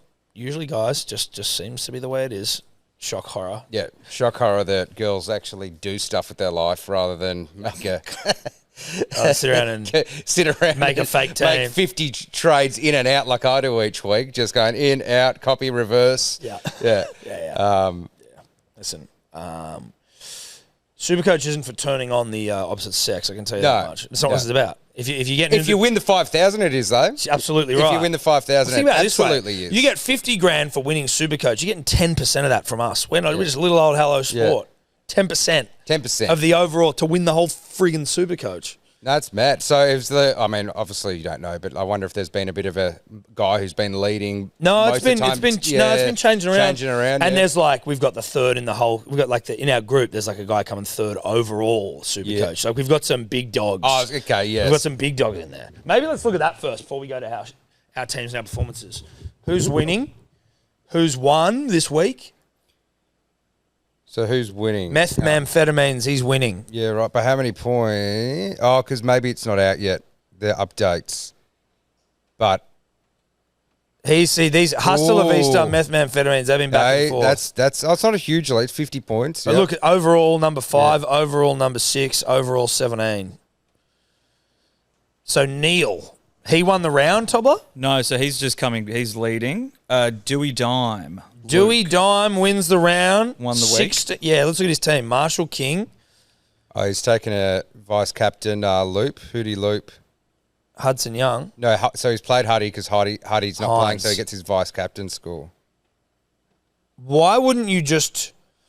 Can I ask a question here? Here we are. Walsh. What Walsh score? Scroll down. Yeah, Hold on, okay. hold on. Dewey, fuck yeah. Cleary, Crichton, Lomax, Brimo, Carraz, Marju, Walsh, Drinky. Fuck, Drinky's a good one. Look at his fullbacks, dude. Damn. Yeah. Walsh, Drinky, Walsh Edwards. is a good gamble because not many people went on him. A pod, mate. A pod of sorts. Can we go back up? Why would you do the loop on Hudson Young when you could have just picked? Because he's clearly picked Reece Walsh as his vice captain, and then gone, I'll happily take that score, so I make my captain. Sorry, score 0. Reece is going to his vice captain. Yeah. Basically, the point of a loop is that you get 2 shots at captaincy. So Reece played on Saturday, and then he would have had the captaincy on someone who played on Sunday. Yeah. But then he went, Reece scored 150. Sweet, I'll take that, and just captained Huddy. Okay, 'Cause so he he knew might have Huddy had wasn't someone else playing. captain. And then Yes. your lowest one drops out of your Supercoach score, and you get a auto emergency anyway, and then your lowest one from that Okay, drops so out, if I... Okay, all right, it's only taking me 24 rounds to work out Yeah, you how need to to loop. captain someone that isn't playing, Yeah. like Huddy on a bye. and then they'll get swapped with your lowest scoring non-playing player, and then your lowest score of the week and gets taken out anyway. So, it's everyone's been doing it. Yes. And so... Because see here, he could have scrolled back up. Right, so he's got really no forwards on his bench. But I'm just saying, you could have had someone other than Huddy in your starting back row. No, he's obviously moved him into captaining Yeah, right. Okay. Yes. To you're trigger right, the Tom. loop. Yeah. because your captain has to be playing for the vice captain loop to happen. For sure. No, I understand. What I'm trying to say is couldn't you have just captained a player who was playing after Reece Walsh? And Then then that would be your points. but if he's playing after Reece, you just take him out. That's what he's done. But he's put it in with someone who's going to accrue 0 points. But that's what he wants to happen. I understand that he's done this intentionally. Yeah. What I'm trying to work out is why wouldn't you just put someone in there who might potentially be able to make some points for you? Well, How does that what he make would have sense, done. though? What he would have Because, done. You need to make 0 points as the captain to get the vice captain. But So what? Sorry, can I explain this? Because I know what you're saying, Tom. Do you understand what my confusion is? Yes, what would have happened is he would have had Reece as his vice and Drinkwater played on Sunday, so he probably would have had Scott Drinkwater as his captain initially. After Reece played, he would have gone, yep, 150. I'm not going to risk Drinkwater potentially scoring 20. And then he would have put his captaincy on Huddy after Saturday. Okay. So initially it would have been on Drinkwater, like you're saying. It would have been on someone who could potentially get points. And he just couldn't fill Huddy's spot. No, he could have, but to get the 150 from Reece, he needed someone who wasn't playing. Is the only way your vice captain gets points is if your captain gets 0. If your captain doesn't know, if he has to not play. They can't be. Okay. All right. Yeah. Forgive me, everyone. I know that a lot of you would have been like, "This is you can't be asking these questions this far into the season." But I listen. Fuck you.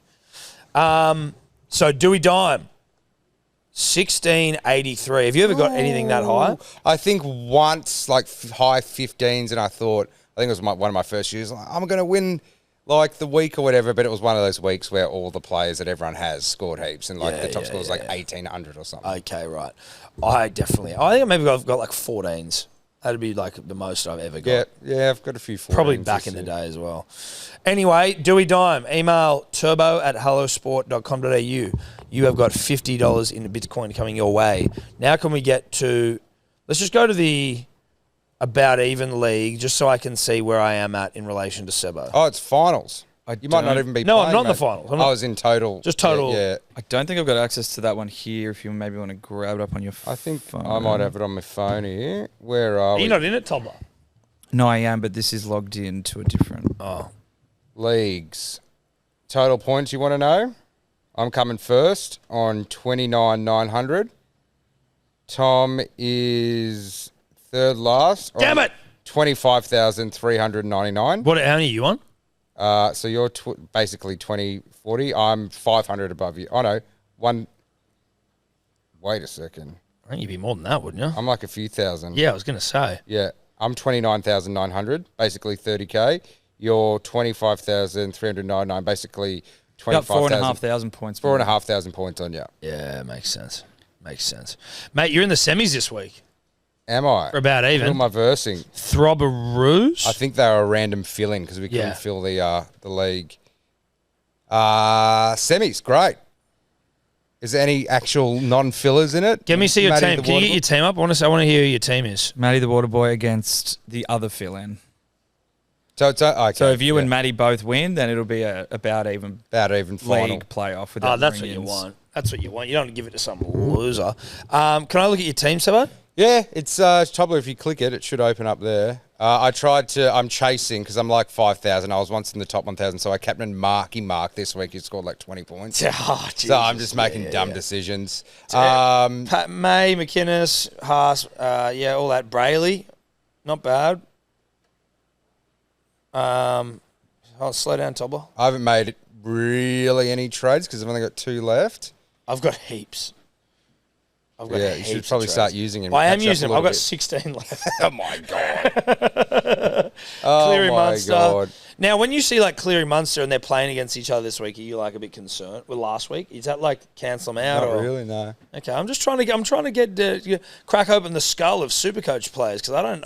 You do look at your matchups, but if you've got like a shit team versus Penrith or Melbourne, then you might be worried because they will strangle them. But Garrick, you're gonna have to get rid of Garrick, brah. yeah, Garrick and then McGuinness got to get rid of. Held on to Paps. I've only got 2 trades left, so I'm just yeah. I'm just holding on to him, and I've held him this long through the whole thing that I'm just like, okay, let's keep holding him. But look, I started sliding probably halfway through the season and just made some dumb calls and just now make some dumb captaincy calls.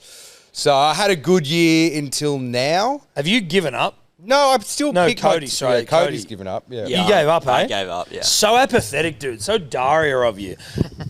Like it's not cool to try. Nah, it's not. Supercoach is lame, dude. Supercoach is lame. Shut up.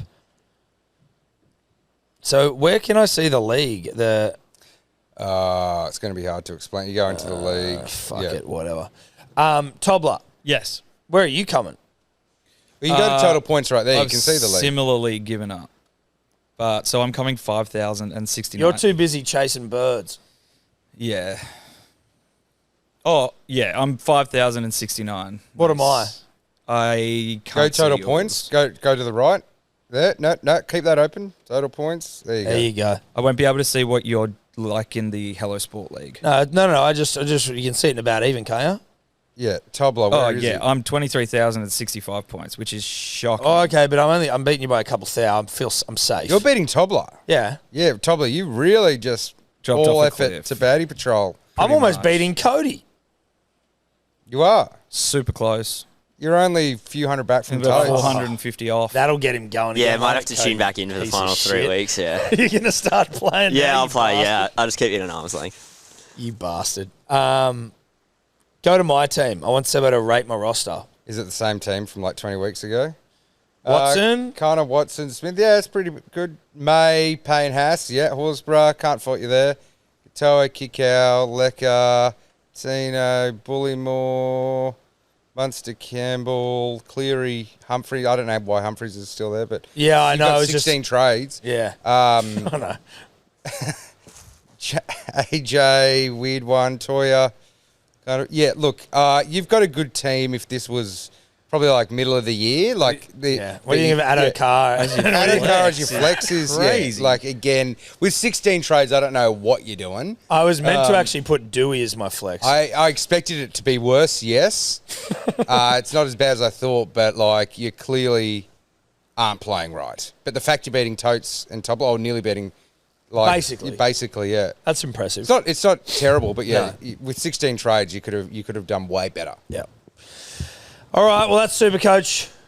Shout out to Swyftx one more. The link in the show notes if you want to sign up. $20 worth of free biddy. And obviously the winner gets 5. And shout out to Dewey Dimes for getting that $50. Let's move on. They've figured out what was wrong with the ANZ turf. Oh yeah, yeah. Oh, what was it? It was like, Clay. oh, there's a few more mils of clay. Well, Clay. so yeah, there's only meant to be like 2 mils of clay in the soil, or like a 2% of clay in the soil underneath it, and it was 9%, which means it was only so. Okay, who's getting fired for that? Well, they're meant to be able to drain 300 to 600 mils per hour, and the ANZ was only doing 40. Wait, is this How- Allianz or? Allianz. Sorry, Allianz. How are they only just working this out now when it was flooding a year ago, doing this exact same shit? There was like a month-long investigation now. Now. Yeah, now. But, Yeah. last year it was like a pool. Last year it sucked as well. Yeah. And who the fuck did it? We all had to pay for this thing. It was when it was initially laid. Oh, well, who's that motherfucker? Not sure. It doesn't really say in the article. And so it takes that long to do an investigation into getting, like, digging in a block of the thing out and just going, oh, there's clay in it. Like a comprehensive test of all the soil and stuff. Like, I think they were trying a lot of other things. I don't know why they didn't just do this report. Just check the clay first. So they tested other things, but it's just clay. Yeah. So they're going to have to close it for 10 weeks, spend another $6 million to fix it. Well, the Roosters are going to have to spend that, like, isn't it there? No, they've got Venues in stadium New South insurance. Wales. Yeah, right. Isn't it funny how stadium insurance just seems to be something completely sweet, but it's like, I have terminal cancer. It's like, you're not covered by that, unfortunately. Yeah. So who pays the stadium insurance? Is there like an insurer? And then the government's taking probably out the stadium government. insurance, Yeah, or Roosters? Who owns it? Well, the Venues government New South owns Wales it, but then and the New South Roosters Wales claim government. it's there, so it's confusing. Venues New South Wales, maybe? And the New South Wales government, both of them. Yeah. Either way, it's just completely ridiculous. So it'll be ripped like, up it was after built, the next Wallabies test. What, 4 years ago, 3 years ago? Yeah. And there's clay in it. And That too much just clay. seems like out of the entire project, it's the most important thing. Yeah, how's the field play? How isn't that double checked? Or I don't know if you mix the clay and soil together there, or if it's like you buy it from someone else and it's there. Who the fuck knows? Is it Like, corner cutting? You know what I mean? Is this just like laziness? Like what is this? So dumb. so it's closing for how long? 10 weeks. Yeah. Yeah, they got to rip everything up and redo it all again, like relay everything. And where are the Roosters going to play? No, So it's this will be after after season. the Wallabies after the season, Argentina yeah. test in September. Yeah, right. I mean, it just seems so dumb that, like, the hottest new stadium is filled with clay. Yeah. And it is a hot stadium. They got all that right. It's not the bit where you got to play. Anything else, Tobler? Did you see Nikita Zoo coming out saying that he's been drinking breast milk? Yeah, saw that. That was last what? week. And, Nikita like- Zoo's drinking breast milk. He froze his wife's placenta and has been eating that. You ever tried breast milk? Oh, yeah. That seems like a lot, the way you said that. No, like, I think you're definitely... I didn't get to try any of the... what's the initial... the initial thing where it's not milk, it's more like a gel. I know didn't exactly try what any you're of that. talking about. I know exactly. I But don't you know can what it's called. imagine it's like probably the most nutritious thing to have if it Dude, keeps like a shit, women baby sell alive it. with just that. Some women sell it to like bodybuilders. Oh, really? Yeah. And yeah, well, I mean, yeah, I tried it. Like, what I've tried it. person wouldn't try it? It No, keeps I'm your with you. baby alive for like a year. Yeah, no, I've tried it. Just Not on something that. I like to try. Like, it's not. I'm not like bringing you back for more. No, I was like, okay, yeah. It feels it's like some Nikita Zoo, who's fighting, I think on Wednesday, he was like on a radio show being like, yeah, I've been having my wife's breast milk. And then Jai Alpatai, who's considered like one of the best fighters in the world, Aussie, just comments underneath like, you don't need to do that, bro. Yeah. Just kind of like, I don't know if he was mad dogging him. I don't know if they're friends, but he's like, lol, not necessary.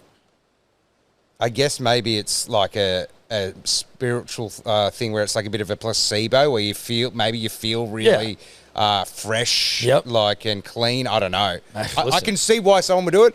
I wouldn't do it, but I can see why some people would maybe think that gives them an edge or something. Yes. Makes them feel fresh. I don't know. I don't know. It's a bit weird to just come out and say, though, because like it's not like... No, but he's a bit quirky. Yeah. So he's like, it's part of his persona. Oh, okay, yeah, so it's a bit of a... do weird shit. Yeah.